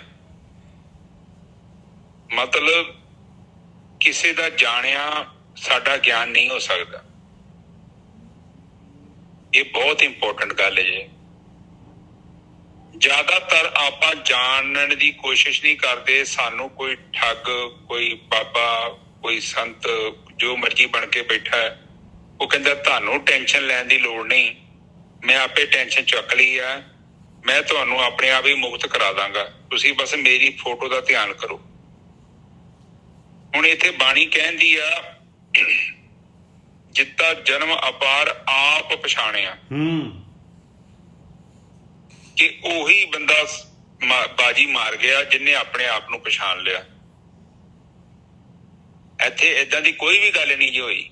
ਕੋਈ ਆਤਮਾ ਨੂੰ ਜਾਣ ਲੇ ਤੇ ਤੁਸੀਂ ਉਹਦੇ ਮਗਰ ਲੱਗ ਕੇ ਤੁਰ ਪੋ ਤੇ ਬਸ ਉਹ ਤੁਹਾਨੂੰ ਲੈ ਜਾਏਗਾ। ਉਹ ਕਹਿੰਦੇ ਨਹੀਂ, ਤੈਨੂੰ ਖੁਦ ਪਛਾਣਨਾ ਪਊਗਾ। ਭਰਮ ਦਾ ਜਿਹੜਾ ਗੜ੍ਹ ਆ, ਤੈਨੂੰ ਖੁਦ ਉਹਨੂੰ ਖੰਡਨ ਕਰਨਾ ਪਊਗਾ, ਉਹਨੂੰ ਤੋੜਨਾ ਪਊਗਾ। ਇੱਥੇ ਕਨਫਿਊਜ਼ਨ ਨਹੀਂ ਹੋ ਰਹੀ, ਕਲੀਅਰ ਗੱਲ ਕੀਤੀ ਗਈ ਹੈ। ਫਿਰ ਕਹਿੰਦੇ ਗੁਰੂ ਪਾਰ ਬ੍ਰਹਮ ਪਰਮੇਸ਼ਰ ਅਪਰੰਪਾਰ ਅਸਲ ਅਲਖ ਅਭੇਦ। ਉਹ ਗੁਰੂ ਉਸ ਮਾਲਕ ਪਰਮਾਤਮਾ ਦਾ ਰੂਪ ਆ ਭਾਈ। ਉਹ ਅਲਖ ਅਭੇਦ ਜਿਹੜਾ ਮਾਲਕ ਪਰਮਾਤਮਾ ਨਹੀਂ ਦਿਸਦਾ, ਉਹ ਗੁਰੂ ਵੀ ਜਿਹੜਾ ਹੈਗਾ ਉਹ ਸਰੀਰ ਦੇ ਵਿੱਚ ਹੁੰਦੇ ਹੋਏ ਵੀ ਜਿਹੜੇ ਹੈ ਬ੍ਰਹਮ ਗਿਆਨੀ, ਉਹ ਮਾਲਕ ਪਰਮਾਤਮਾ ਦਾ ਰੂਪ ਹੁੰਦੇ ਆ। ਹਾਂਜੀ ਵੀਰ ਜੀ। ਹਾਂ, ਕਹਿੰਦੇ ਕਿ ਜਿਹੜਾ ਵੀ ਬੰਦਾ ਸੱਚ ਨੂੰ ਜਾਣ ਲੈਂਦਾ ਹੈ, ਸੱਚ ਦੇ ਵਿੱਚ ਸਮਾ ਜਾਂਦਾ ਹੈ, ਸੱਚ ਹੋ ਜਾਂਦਾ ਹੈ, ਉਹ ਕਹਿੰਦੇ ਕਿ ਰਾਮ ਤੇ ਕਬੀਰ ਦੇ ਵਿੱਚ ਫਿਰ ਭੇਦ ਨਹੀਂ ਰਹਿ ਜਾਂਦਾ। ਹਾਂ, ਕਿਉਂਕਿ ਵੀ ਸੱਚ ਹੋ ਗਿਆ, ਭਾਵੇਂ ਇੱਕ ਬੂੰਦ ਹੀ ਰਹਿ ਗਈ ਹੈ ਪਰ ਨਿਰਮਲ ਤੇ ਹੋਇਆ ਨਾ। ਬਿਲਕੁਲ ਬਿਲਕੁਲ। ਉਹਨੇ ਉਸ ਆਪਣੇ ਆਪ ਨੂੰ ਨਿਰਮਲ ਕਰਕੇ ਉਸ ਸੱਚ ਨੂੰ ਜਾਣ ਤੇ ਲਿਆ। ਹੁਣ ਉਹ ਵੀ ਨਿਰਮਲ ਹੋ ਗਿਆ ਵਾ ਤੇ ਉਹ ਚ ਬੇਈਮਾਨੀ ਤੇ ਹੈ ਨਹੀਂ, ਤੇ ਫਿਰ ਸੱਚ ਦਾ ਹੀ ਰੂਪ ਹੈ ਉਹ। ਬਿਲਕੁਲ। ਸੱਚ ਵੱਡੇ ਛੋਟੇ ਨਾਲ ਥੋੜੀ ਫਰਕ ਪੈਂਦਾ, ਸੱਚ ਤੇ ਸੱਚ ਹੈ। ਠੀਕ ਹੈ, ਭਾਵੇਂ ਬੂੰਦੀ ਹੈ, ਹੁਣ ਨਿਰਮਲ ਹੋ ਗਈ ਹੈ ਤੇ ਉਹ ਵੀ ਨਿਰਮਲ ਹੀ ਹੈ, ਉਹ ਵੀ ਰੱਬ ਵਾਂਗੂ ਹੀ ਹੋ ਗਈ, ਪਵਿੱਤਰ ਹੋ ਗਈ। ਫਿਰ ਅਗਲੇ ਬੰਨੇ ਕਹਿ ਰਹੇ ਆ ਨਿਜਸਬ ਹੋ ਗਈ ਬਣੀ ਪੂਰੀ। ਪਾਰ ਬ੍ਰਹਮ ਪਰਮੇਸ਼ਰ ਅਪਰੰਪਰ ਅਲਖ ਅਭੇਦ। ਬਿਲਕੁਲ। 16ਵੀਂ ਹੋ ਗਈ। ਤੁਕ ਬੋਲ ਦੋ ਮੜੀ। ਗੁਰ ਪਾਰ ਬ੍ਰਹਮ ਪਰਮੇਸ਼ਰ ਅਪਰੰਪਰ ਅਲਖ ਅਭੇਦ। ਗੁਰੂ ਜਿਹੜੇ ਹੈਗੇ ਬ੍ਰਹਮ ਗਿਆਨੀ ਜਿਹੜੇ ਹੁੰਦੇ ਆ, ਉਹ ਪਰਮੇਸ਼ਰ ਔਰ ਬ੍ਰਹਮ ਗਿਆਨੀ ਉਹ ਦੋਨੋਂ ਅਭੇਦ ਹੁੰਦੇ ਆ। ਔਰ ਜਿਸ ਤਰ੍ਹਾਂ ਪਰਮਾਤਮਾ ਪਵਿੱਤਰ ਆ, ਉਸੇ ਤਰੀਕੇ ਦੇ ਨਾਲ ਉਹ ਬ੍ਰਹਮ ਗਿਆਨੀ ਵੀ ਪਵਿੱਤਰ ਹੁੰਦੇ। ਹਾਂਜੀ ਵੀਰ ਜੀ। ਹਾਂਜੀ, ਬਿਲਕੁਲ ਠੀਕ ਹੈ ਜੀ। ਉਹਨਾਂ ਨੇ ਬਹੁਤ ਵੱਡੀ ਕੁਰਬਾਨੀ ਦਿੱਤੀ। ਉਹਨਾਂ ਨੇ ਉਹਨਾਂ ਯੋਧਿਆਂ ਨੂੰ ਜਿੱਤ ਲਿਆ ਜਿਨ੍ਹਾਂ ਨੂੰ ਕੋਈ ਜਿੱਤ ਨਹੀਂ ਸਕਦਾ। ਕਾਮ, ਕ੍ਰੋਧ, ਲੋਭ, ਮੋਹ, ਹੰਕਾਰ ਔਰ ਮਾਇਆ ਦੇ ਸਾਰੇ ਭੇਦ ਅਲੱਗ ਕਰਕੇ ਸੱਚ ਨੂੰ ਪ੍ਰਗਟ ਕਰ ਦਿੱਤਾ। ਇਹ ਕਹਿੰਦੇ ਕਾਫੀ ਵੱਡੀ ਗੱਲ ਹੋ ਗਈ ਹੈ। ਇਸੇ ਕਰਕੇ ਹੀ ਤੇ ਇਹ ਜਿਹੜਾ ਸਧਾਰਨ ਜਿਹਾ ਜੀਵ ਹੈ ਉਹ ਪ੍ਰਮਾਤਮਾ ਚ ਅਭੇਦ ਹੋ ਗਿਆ। ਅਭੇਦ ਹੋ ਗਿਆ ਤੇ ਮੁਕਤ ਹੋ ਗਿਆ। ਹੁਣ ਬਾਣੀ ਚੱਜ ਦੀ ਜੋ ਆਪਾਂ ਵਿਚਾਰ ਸਰਵਣ ਕੀਤੀ ਹੈ, ਆਖਰ ਤੇ ਇਹਦੀ ਸਮਰਾਈਜ਼ ਕਰ ਦਿੰਦੇ ਆ। ਸਭ ਤੋਂ ਪਹਿਲਾਂ ਤੇ ਉਹ ਕਹਿ ਰਹੇ ਨੇ ਕਿ ਜਿਹੜੀ ਸੰਗਤ ਹੈ ਜਿਹਨੇ ਤੁਹਾਨੂੰ ਪ੍ਰਮਾਤਮਾ ਨੇ ਜੋੜ ਦਿੱਤਾ ਜੀ, ਬਹੁਤ ਵੱਡੀ ਗੱਲ ਹੈ। ਫਿਰ ਕਹਿੰਦੇ ਕਿ ਐਸੀ ਸੰਗਤ ਦੇ ਵਿੱਚ ਬਹਿਣਾ ਹੈ ਜਿੱਥੇ ਭਰਮ ਟੁੱਟ ਜੇ, ਅਗਿਆਨ ਤੋਂ ਮੁਕਤੀ ਮਿਲ ਜੇ। ਜਿਹੜਾ ਕਰਮ ਕਾਂਡਾਂ ਦੇ ਵਿੱਚ ਆਪਾਂ ਬੱਝੇ ਹੋਏ ਆ ਉੱਥੋਂ ਸਾਨੂੰ ਛੁਟਕਾਰਾ ਮਿਲ ਜੇ। ਫਿਰ ਕਹਿੰਦੇ ਖਾਂਦਿਆਂ ਪੀਂਦਿਆਂ ਨਹਾਉਂਦਿਆਂ ਜਿੱਦਾਂ ਮਰਜ਼ੀ ਜੀਵਨ ਹੋਵੇ, ਇਸ ਜੀਵਨ ਦੇ ਵਿੱਚ ਜੇਕਰ ਤੁਹਾਨੂੰ ਕੋਈ ਭਰਮ ਤੋਂ ਅਗਿਆਨ ਤੋਂ ਮੁਕਤ ਕਰ ਦੇ, ਇਹ ਨਾ ਕਵੇ ਕਿ ਘਰ-ਬਾਰ ਛੱਡ ਦੋ, ਪੈਸੇ ਦਾ ਤਿਆਗ ਕਰ ਦੋ, ਜੰਗਲਾਂ 'ਚ ਭੱਜ ਜਾਓ। ਇਹਦੇ ਵਿੱਚ ਹੀ ਜੇਕਰ ਤੁਹਾਨੂੰ ਉਹ ਭੇਦ ਦੇ ਦੇਵੇ, ਕਹਿੰਦੇ ਉਹੀ ਗਿਆਨੀ ਹੈ, ਉਹਨੂੰ ਕੁਝ ਪਤਾ ਹੈ। ਤੇ ਜਿਹੜਾ ਤੁਹਾਨੂੰ ਅਜੇ ਲੜਨ ਵਾਸਤੇ ਕਹਿ ਰਿਹਾ ਕਿ ਇਹਨੂੰ ਤਿਆਗੋ ਇਹਨੂੰ ਤਿਆਗੋ, ਉਹ ਜਸਟ ਤੁਹਾਨੂੰ ਬੇਵਕੂਫ ਬਣਾ ਰਿਹਾ, ਉਹਦੇ ਪੱਲੇ ਕੁਛ ਨਹੀਂ। ਤੇ ਬਾਣੀ ਚ ਕਿਹਾ ਕਿ ਇਹ ਜਿਹੜਾ ਗਿਆਨ ਹੈ ਇਹਦੇ ਲਈ ਤੁਹਾਨੂੰ ਯੁਕਤੀ ਚਾਹੀਦੀ ਹੈ। ਯੁਕਤੀ ਤੋਂ ਭਾਵ ਤੁਹਾਨੂੰ ਉਹਨਾਂ ਗੁਰੂਆਂ ਦੀ ਸੰਗਤ ਕਰਨੀ ਪਊਗੀ ਜਿਹੜੇ ਇਸ ਭੇਦ ਨੂੰ ਜਾਣਦੇ, ਜਿਨ੍ਹਾਂ ਆਪਣਾ ਜੀਵਨ ਸਫਲ ਕੀਤਾ। ਤੇ ਫਿਰ ਉਹ ਸਾਨੂੰ ਸਹੀ ਤਰੀਕੇ ਨਾਲ ਲਿਖ ਕੇ ਵੀ ਗਏ ਨੇ ਕਿ ਕੀ ਕਰਨਾ ਜਾਂ ਕੀ ਨਹੀਂ ਕਰਨਾ। ਜਿੰਨਾ ਚਿਰ ਤੱਕ ਆਪਾਂ ਉਹਨਾਂ ਦੀਆਂ ਗੱਲਾਂ ਤੇ ਚੱਲਦੇ ਨਹੀਂ, ਉਹਨਾਂ ਚਿਰ ਤੱਕ ਜੀਵਨ 'ਚ ਉਚਾਈ ਨਹੀਂ ਆਵੇਗੀ। ਬਿਲਕੁਲ। ਇਸ ਕਰਕੇ ਬਾਣੀ ਨੂੰ ਇਕੱਲਾ ਪੜ੍ਹ ਕੇ ਨਹੀਂ ਛੱਡ ਦੇਣਾ, ਉਹਨੂੰ ਵਿਚਾਰ ਅਧੀਨ ਲਿਆਉਣਾ ਹੈ। ਹਾਂਜੀ ਨਿਜਰ ਸਾਹਿਬ। ਔਰ ਵਿਚਾਰ ਅਧੀਨ ਲਿਆ ਕੇ ਉਹਦੇ ਤੇ ਅਮਲ ਕਰਨਾ ਹੈ ਭਾਈ। ਉਹ ਧਿਆਨ ਸਿਮਰਨ ਰੋਜ਼ ਝਾੜੂ ਲਾਉਣਾ ਹੈ ਆਪਾਂ ਨੇ। ਜੇ ਝਾੜੂ ਲਾਵਾਂਗੇ ਤੇ ਕੁਛ ਨਾ ਕੁਛ ਜਿਹੜੀ ਗੰਦਗੀ ਕਾਲਕ ਮਨ ਦੀ ਉਤਰੇਗੀ ਔਰ ਫਿਰ ਤਾਂ ਹੀ ਆਪਾਂ ਜਿਹੜਾ ਅਸਲੀ ਰੂਪ ਜਿਹੜਾ ਹੈਗਾ ਉਹ ਮਨ ਦਾ ਆਤਮਾ ਦੇਖ ਸਕਾਂਗੇ। ਔਰ ਜੇ ਨਹੀਂ ਕਰਾਂਗੇ ਇਹ ਕੰਮ, ਫਿਰ ਜਿਹੜਾ ਹੈਗਾ ਕਾਲਕ ਚੜੀ ਜਾਊਗੀ ਭਾਈ, ਕਾਲਕ ਉਪਜਦੀ ਜਾਊਗੀ, ਪੈਦਾ ਹੁੰਦੀ ਜਾਊਗੀ। ਹਾਂਜੀ ਵੀਰ ਜੀ। ਹਾਂਜੀ ਠੀਕ ਹੈ ਜੀ। ਸਾਧ ਸੰਗਤ ਜੀ, ਅੱਜ ਦੇ ਵਿਚਾਰ ਇੱਥੇ ਸਮਾਪਤ। ਬਿਲਕੁਲ ਸਹੀ ਹੈ ਜੀ। ਭਾਈ ਸਾਹਿਬ ਇੱਕ ਚੀਜ਼ ਪੁੱਛਣੀ ਸੀ ਜੀ, ਹਾਂਜੀ ਹਾਂਜੀ। ਕਿ ਧਿਆਨ ਤੇ ਸਿਮਰਨ ਦੇ ਵਿੱਚ ਕੀ ਆਪਾਂ ਇਹਨੂੰ ਫਰਕ ਕਿਵੇਂ ਉਹ ਦੱਸ ਸਕਦੇ? ਸਮਰਨ ਦਾ ਮਤਲਬ ਹੁੰਦਾ ਹੈ, ਜਿਹੜਾ ਸਮਰਨ ਹੈਗਾ, ਕੋਈ ਚੀਜ਼ ਸਮਰਨੇ ਆਪਾਂ ਨੂੰ, ਉਹ ਸਮਰਨ ਹੋ ਗਈ ਵੀ ਆਤਮਾ ਦੇ ਵੱਲ, ਆਪਣਾ ਆਤਮਾ ਹੈਗੇ, ਆਪਾਂ ਸਰੀਰ ਨਹੀਂ ਹੈਗੇ, ਇਹ ਸਮਰਨ ਹੋ ਗਿਆ। ਇਸ ਤੋਂ ਬਾਅਦ ਜਿਹੜਾ ਹੈਗਾ, ਜਦ ਆਪਣਾ ਧਿਆਨ ਲੱਗ ਗਿਆ, ਵਿਚਾਰ ਬੰਦ ਹੋ ਗਏ, ਤੇ ਉਹਨੂੰ ਕਹਿੰਦੇ ਆ ਧਿਆਨ। ਆਖਰੀ ਸਿਮਰਨ ਤੋਂ ਉੱਪਰਲੀ ਸਟੇਜ ਧਿਆਨ ਆ, ਔਰ ਧਿਆਨ ਦੇ ਨਾਲ ਹੀ ਮੁਕਤੀ ਹੋਣੀ ਆ ਬਸ। ਕੀ ਆਪਾਂ ਨੂੰ ਰੋਜ਼ ਵਾਹਿਗੁਰੂ ਦਾ ਸਿਮਰਨ ਕਰਕੇ ਧਿਆਨ 'ਚ ਹੋਣਾ ਚਾਹੀਦਾ ਕਿ ਸਿੱਧਾ ਧਿਆਨ 'ਚ ਹੀ ਬੈਠੇ ਜਾ? ਸਿੱਧਾ ਧਿਆਨ 'ਚ ਬੈਠ ਸਕਦੇ ਹੋ। ਵਾਹਿਗੁਰੂ ਦਾ ਸਿਮਰਨ ਜਿਹੜਾ ਹੈਗਾ ਉਹ ਪਰਮੇਸ਼ਰ ਦਾ ਨਾਮ ਹੈ, ਇਸ ਕਰਕੇ ਆਪਾਂ ਨੂੰ ਬਾਹਰ ਦੇ ਵਿਚਾਰਾਂ ਤੁਹਾਡੀ ਤੋਂ ਆਵਾਜ਼ ਕੱਟਣ ਲੱਗੀ। ਹਾਂ, ਮੈਂ ਐਕਸਪਲੇਨ ਕਰਦਾ ਨਿੱਜਰ ਸਾਹਿਬ। ਹਾਂਜੀ ਵੀਰ ਜੀ ਤੁਸੀਂ ਨਾਲੇ ਇਹਨਾਂ ਨੂੰ ਕਹੋ ਜੀ ਆਪਣਾ ਮਾਈਕ ਬੰਦ ਕਰ ਦੇਣਾ ਜੀ, ਸੁਣੋ ਹੁਣ। ਹਾਂਜੀ ਹਾਂਜੀ ਮੈਂ ਐਕਸਪਲੇਨ ਕਰਦਾ ਵੀਰ ਜੀ। ਏਦਾਂ ਹੈ ਕਿ ਦੋ ਚੀਜ਼ਾਂ ਹੁੰਦੀਆਂ ਨੇ, ਇੱਕ ਧਿਆਨ ਹੈ, ਇੱਕ ਸਿਮਰਨ ਹੈ। ਕਹਿੰਦੇ ਸਾਸ ਗਰਾਸ ਜਪੀਏ ਨਾਮ ਪਰਵਦਗਾਰ ਦਾ। ਜੀਵਨ ਦੇ ਵਿੱਚ ਜਿਹੜਾ ਮੇਨ ਹੈ ਨਾ, ਉਹ ਹੈ ਭਗਤੀ। ਪਰ ਭਗਤੀ ਵੀ ਤੁਹਾਡੀ ਤਾਂ ਹੀ ਸਵੀਕਾਰ ਹੁੰਦੀ ਆ ਜੇਕਰ ਤੁਹਾਡਾ ਚਿੱਤ ਜਿਹੜਾ ਹੈ ਨਿਰਵਿਚਾਰ ਹੈ, ਤਰੰਗਾਂ ਤੋਂ ਰਹਿਤ ਹੈ। ਇਹ ਇਸ ਗੱਲ ਦਾ ਹੀ ਸਾਰਾ ਭੇਦ ਆ। ਜੇਕਰ ਤੁਸੀਂ ਸਾਰਾ ਦਿਨ ਉੱਥੇ ਬੈਠੇ ਧਾਰਮਿਕ ਸਥਾਨਾਂ ਤੇ ਕੋਈ ਬਾਣੀ ਦਾ ਪਾਠ ਕੀਤਾ, ਕੁਝ ਵੀ ਤੁਸੀਂ ਭਗਤੀ ਕੀਤੀ ਹੈ, ਜੇਕਰ ਤੁਹਾਡਾ ਮਨ ਸ਼ਾਂਤ ਨਹੀਂ, ਤੁਹਾਡਾ ਧਿਆਨ ਇਕਾਗਰ ਨਹੀਂ, ਤੇ ਗੱਲ ਬਣੇਗੀ ਨਹੀਂ। ਹੁਣ ਤੁਸੀਂ ਇੱਕ ਮੇਰੀ ਗੱਲ ਨਾ ਸਮਝੋਗੇ। ਕਈ ਵਾਰੀ ਸਾਡੇ ਲਾਗੇ ਕੋਈ ਬੰਦਾ ਖਲੋਤਾ ਹੁੰਦਾ, ਉਹ ਸਾਡੇ ਨਾਲ ਗੱਲ ਕਰਦਾ, ਤੇ ਉਹਨੇ ਕੋਈ ਗੱਲ ਕਹੀ, ਤੇ ਅਸੀਂ ਉੱਥੇ ਖਲੋਤੇ ਵੀ ਹਾਂ, ਉਹਦੀ ਗੱਲ ਸੁਣੀ ਵੀ ਹੈ, ਪਰ ਗੱਲ ਸਾਡੇ ਸਮਝ 'ਚ ਨਹੀਂ ਆਈ। ਹੁਣ ਆਪਾਂ ਉਸ ਬੰਦੇ ਨੂੰ ਕਿਹਾ ਕਿ ਬਈ ਗੱਲ ਦੁਬਾਰਾ ਕਹੋ, ਮੈਨੂੰ ਤੁਹਾਡੀ ਗੱਲ ਸੁਣੀ ਨਹੀਂ। ਉਹਨੇ ਕਹਿਣਾ ਤੁਹਾਨੂੰ ਕਿਉਂ ਨਹੀਂ ਮੇਰੀ ਗੱਲ ਸੁਣੀ? ਅਸੀਂ ਕਹਿਣਾ ਸਾਡਾ ਧਿਆਨ ਕਿਤੇ ਹੋਰ ਚਲਾ ਗਿਆ। ਬੇਸ਼ੱਕ ਤੁਹਾਡੇ ਕੰਨ ਉੱਥੇ ਮੌਜੂਦ ਨੇ, ਤੁਸੀਂ ਉੱਥੇ ਖਲੋਤੇ ਜੋ, ਤੁਹਾਡੀਆਂ ਅੱਖਾਂ ਉੱਥੇ ਮੌਜੂਦ ਨੇ, ਉਹ ਹਰ ਇੱਕ ਚੀਜ਼ ਨੂੰ ਤੁਸੀਂ ਸੁਣ ਰਹੇ ਜੋ, ਪਰ ਜੇਕਰ ਤੁਹਾਡਾ ਧਿਆਨ ਉੱਥੇ ਨਹੀਂ ਆ ਤੇ ਉਹ ਗੱਲ ਤੁਹਾਡੇ ਦਿਮਾਗ 'ਚ ਪਵੇਗੀ ਨਹੀਂ। ਕਿਸੇ ਵੀ ਚੀਜ਼ ਨੂੰ ਵੇਖਣ ਲਈ ਤੁਸੀਂ ਦੀਵਾਰ ਤੇ ਦੇਖੋ, ਕੋਈ ਵੀ ਚੀਜ਼ ਉਦਾਂ ਸਾਰੀ ਦੀਵਾਰ ਦਿਖਦੀ ਹੈ, ਪਰ ਸਾਰੀ ਦੀਵਾਰ ਦੇਖਣ ਦੇ ਨਾਲ ਕੁਝ ਨਹੀਂ ਹੋਵੇਗਾ। ਕੋਈ ਖਾਸ ਚੀਜ਼ ਤੁਸੀਂ ਦੇਖਣੀ ਹੈ ਤੇ ਉੱਥੇ ਦ੍ਰਿਸ਼ਟੀ ਵੀ ਜਾਊਗੀ ਤੇ ਨਾਲ ਤੁਹਾਡਾ ਧਿਆਨ ਵੀ ਜਾਊਗਾ, ਤਾਂ ਉਸ ਚੀਜ਼ ਦੀ ਸਹੀ ਇਨਫੋਰਮੇਸ਼ਨ ਤੁਹਾਡੇ ਤੱਕ ਆਵੇਗੀ। ਧਿਆਨ ਤੋਂ ਬਿਨਾਂ ਤੁਸੀਂ ਪਰਮ ਜੀਵਨ ਨੂੰ ਨਹੀਂ ਜਾਣ ਸਕਦੇ। ਨਾਮ ਜਿਹੜਾ ਹੁੰਦਾ ਹੈ, ਨਾਮ ਤੁਹਾਡੀ ਮਦਦ ਕਰਦਾ ਹੈ ਤੁਹਾਨੂੰ ਵਿਚਾਰ ਮੰਡਲ ਤੋਂ ਅੱਗੇ ਲੰਘਣ ਦੇ ਲਈ। ਦੇਖੋ ਨਾਮ, ਇਹਦੇ ਸ਼ਬਦ ਹੁੰਦੇ ਨਾ, ਵਾਹਿਗੁਰੂ ਹੋਇਆ, ਓਮ ਹੋ ਗਿਆ, ਅੱਲਾ ਹੋ ਗਿਆ, ਇਹ ਜਾਪ ਵਾਲੇ ਸ਼ਬਦ ਨੇ। ਕੁਝ ਸਮੇਂ ਦੇ ਲਈ ਜਿੱਦਾਂ ਗੱਡੀ ਨੂੰ ਸਟਾਰਟ ਕਰਨ ਦੇ ਲਈ ਸੈਲਫ ਦੀ ਲੋੜ ਪੈਂਦੀ ਹੈ ਨਾ, ਇਸੇ ਤਰ੍ਹਾਂ ਤੁਸੀਂ 2-4 ਵਾਰੀ ਜਾਂ 20 ਵਾਰੀ 30 ਵਾਰੀ 40 ਵਾਰੀ ਤੁਸੀਂ ਇਸ ਨਾਮ ਦਾ ਇਸਤੇਮਾਲ ਕਰ ਸਕਦੇ ਹੋ। ਫਿਰ ਅੱਗੇ ਜਾ ਕੇ ਜਿਹੜਾ ਹੋਰ ਇਸ ਤੋਂ ਵੀ ਉੱਪਰ ਜਾਣਾ ਹੁੰਦਾ ਹੈ, ਉਹ ਨਿਰਵਿਚਾਰ 'ਚ ਠਹਿਰਨਾ ਹੈ, ਸਸਟੇਨ ਕਰਨਾ ਹੈ, ਉਹਨੂੰ ਆਤਮਾ 'ਚ ਆਤਮ ਸਥਿਤੀ ਕਹਿੰਦੇ ਆਪਾਂ। ਕਿਉਂਕਿ ਜੇਕਰ ਤੁਸੀਂ ਵਾਹਿਗੁਰੂ ਕਰਦੇ ਰਹੇ ਤੇ ਤੁਹਾਨੂੰ ਫਿਰ ਵੀ ਗਿਆਨ ਨਹੀਂ ਪ੍ਰਾਪਤ ਹੋਣਾ, ਮਨ ਨੇ ਸ਼ੁੱਧ ਨਹੀਂ ਹੋਣਾ, ਮਨ ਨੇ ਨਿਕਲ ਜਾਣਾ, ਮਨ ਨੇ ਨਿਕਲ ਜਾਣਾ ਵਿੱਚੋਂ। ਹਾਂ, ਮਨ ਨੇ ਨਿਕਲ ਜਾਣਾ, ਕਿਉਂਕਿ ਬੋਲਣਾ ਜਿਹੜਾ ਹੈ ਤੁਹਾਡੀ ਇੰਦਰੀਆਂ ਦਾ ਵਿਸ਼ਾ ਹੈ। ਮਨ ਜਿਹੜਾ ਸੂਖਮ ਹੈ, ਮਨ ਨਿਰਵਿਚਾਰ 'ਚ ਹੀ ਸੁਣਦਾ ਹੈ। ਕਮਿਊਨੀਕੇਸ਼ਨ ਕਰਨ ਦਾ ਇੱਕੋ ਹੀ ਤਰੀਕਾ ਹੈ ਆਤਮਾ ਦੇ ਨਾਲ, ਉਹ ਹੈ ਨਿਰਵਿਚਾਰ ਅਵਸਥਾ। ਜਦੋਂ ਤੁਸੀਂ ਨਿਰਵਿਚਾਰ ਹੋ ਜਾਂਦੇ ਜੋ ਨਾ, ਤੇ ਤੁਸੀਂ ਇੱਕੋ ਹੀ ਗੱਲ ਹੋ ਗਈ, ਤੁਸੀਂ ਬ੍ਰਹਮ ਨਾਲ ਗੱਲ ਕਰ ਰਹੇ, ਕਿਉਂਕਿ ਬ੍ਰਹਮ ਬੋਲਦਾ ਨਹੀਂ ਹੈ। ਤੇ ਬ੍ਰਹਮ ਦੀ ਭਾਸ਼ਾ ਇੱਕ ਹੈਗੀ ਚੁੱਪ। ਤੁਸੀਂ ਵੀ ਚੁੱਪ ਹੋ ਜਾਓ ਤੇ ਬ੍ਰਹਮ ਦੀ ਭਾਸ਼ਾ ਤੁਹਾਡੇ ਸਮਝ 'ਚ ਆ ਜਾਏਗੀ। ਫਿਰ ਕਿੱਦਾਂ ਪਤਾ ਲੱਗੂਗਾ ਕਿ ਤੁਹਾਨੂੰ ਬ੍ਰਹਮ ਦੀ ਭਾਸ਼ਾ ਸਮਝ ਆ ਗਈ ਆ? ਤੁਸੀਂ 2-4 ਮਹੀਨੇ ਨਿਰਵਿਚਾਰ ਹੋ ਕੇ ਵੇਖ ਲਓ, ਤੁਹਾਡਾ ਜੀਵਨ ਬਦਲ ਜਾਏਗਾ। ਬੋਲਣ ਦੇ ਨਾਲ ਜੀਵਨ ਨਹੀਂ ਬਦਲੇਗਾ। ਬਾਣੀ ਵੀ ਕਹਿੰਦੀ ਚੁੱਪੇ ਚੁੱਪ ਨਾ ਹੋਈਏ। ਜੇ ਤੁਸੀਂ ਚੁੱਪ ਰਹਿ ਕੇ ਵੀ ਵੇਖੋਗੇ ਤਾਂ ਵੀ ਤੁਹਾਡੇ ਮਨ ਨੇ ਚੁੱਪ ਨਹੀਂ ਜੋ ਕਰਨਾ। ਹਾਂਜੀ ਨਜਰ ਸਾਹਿਬ ਬਿਲਕੁਲ ਠੀਕ ਹੈ ਵੀਰ ਜੀ, ਹੋ ਗਿਆ ਕਲੀਅਰ? ਹਾਂਜੀ ਵੀਰ ਜੀ ਮਾਈਕ ਤੇ ਆ ਜਾਓ ਇੱਕ ਵਾਰੀ। ਹਾਂਜੀ ਵੀਰ ਜੀ ਹੋ ਗਿਆ ਭਾਈ ਸਾਹਿਬ, ਹੋ ਗਿਆ ਜੀ। ਬਹੁਤ ਵਧੀਆ। ਹਾਂ ਗੱਲ ਠੀਕ ਹੈ। ਇਹਦੇ ਵਿੱਚ ਦੋ ਰਿਆ ਨਹੀਂ ਹੈ।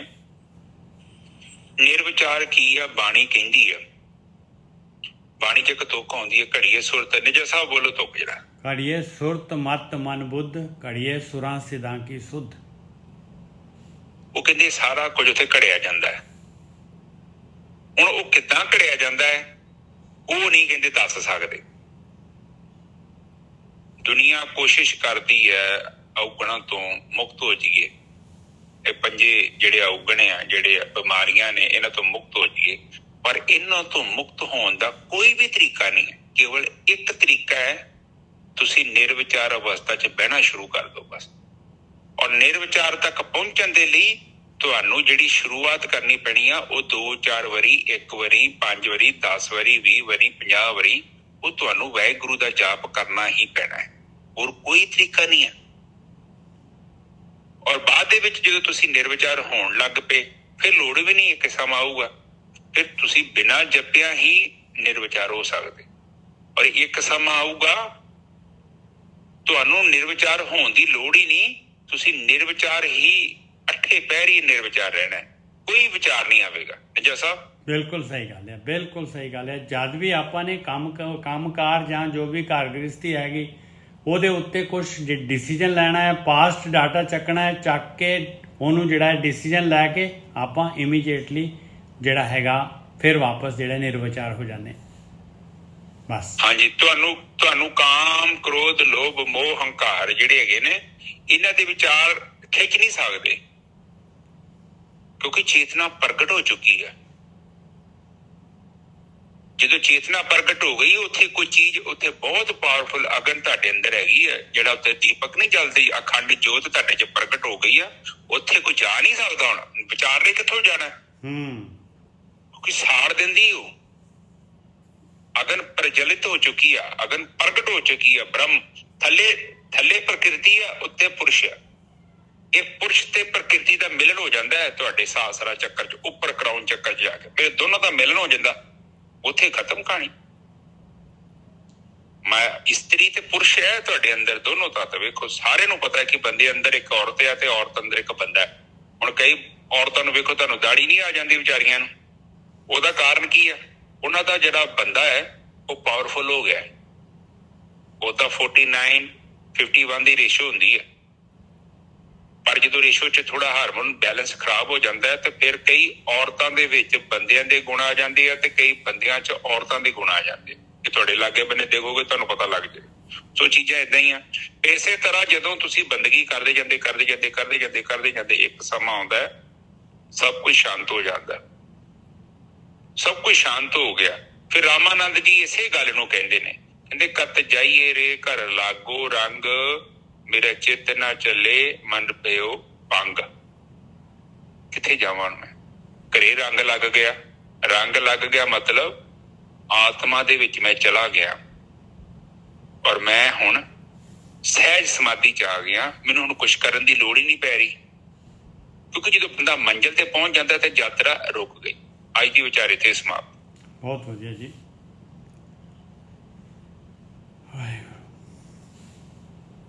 ਇੱਕ ਓਮਕਾਰ ਸਤਨਾਮ ਕਰਤਾ ਪੁਰਖ ਨਿਰਭਉ ਨਿਰਵੈਰ ਅਕਾਲ ਮੂਰਤ ਅਜੂਨੀ ਸੈਭੰ ਗੁਰ ਪ੍ਰਸਾਦ।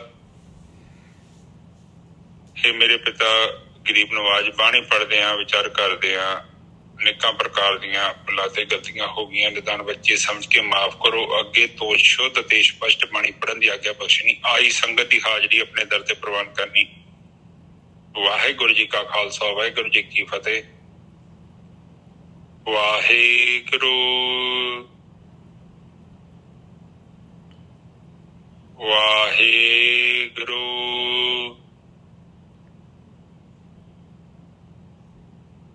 ਵਾਹਿਗੁਰੂ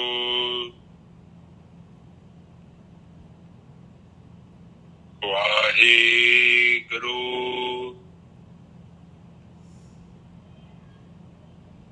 ਵਾਹਿਗੁਰੂ ਵਾਹਿਗੁਰੂ ਵਾਹਿਗੁਰੂ ਵਾਹਿਗੁਰੂ ਵਾਹਿਗੁਰੂ ਵਾਹਿਗੁਰੂ ਵਾਹਿਗੁਰੂ ਵਾਹਿਗੁਰੂ ਵਾਹਿਗੁਰੂ ਵਾਹਿਗੁਰੂ ਵਾਹਿਗੁਰੂ ਵਾਹਿਗੁਰੂ ਵਾਹਿਗੁਰੂ ਵਾਹਿਗੁਰੂ ਵਾਹਿਗੁਰੂ ਵਾਹਿਗੁਰੂ ਵਾਹਿਗੁਰੂ ਵਾਹਿਗੁਰੂ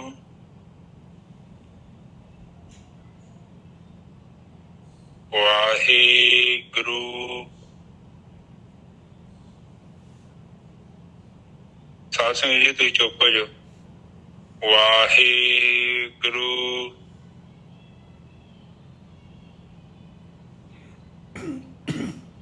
ਵਾਹਿਗੁਰੂ ਵਾਹਿਗੁਰੂ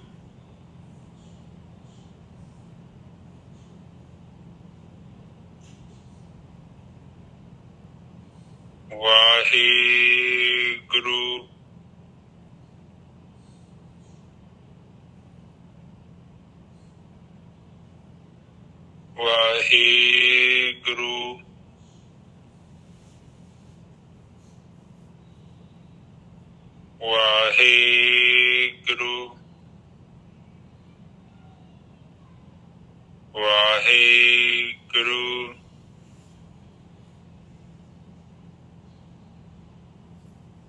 ਵਾਹਿਗੁਰੂ ਵਾਹਿਗੁਰੂ ਵਾਹਿਗੁਰੂ ਵਾਹਿਗੁਰੂ ਵਾਹਿਗੁਰੂ ਵਾਹਿਗੁਰੂ ਜੀ ਕਾ ਖਾਲਸਾ ਵਾਹਿਗੁਰੂ ਜੀ ਕੀ ਫਤਿਹ।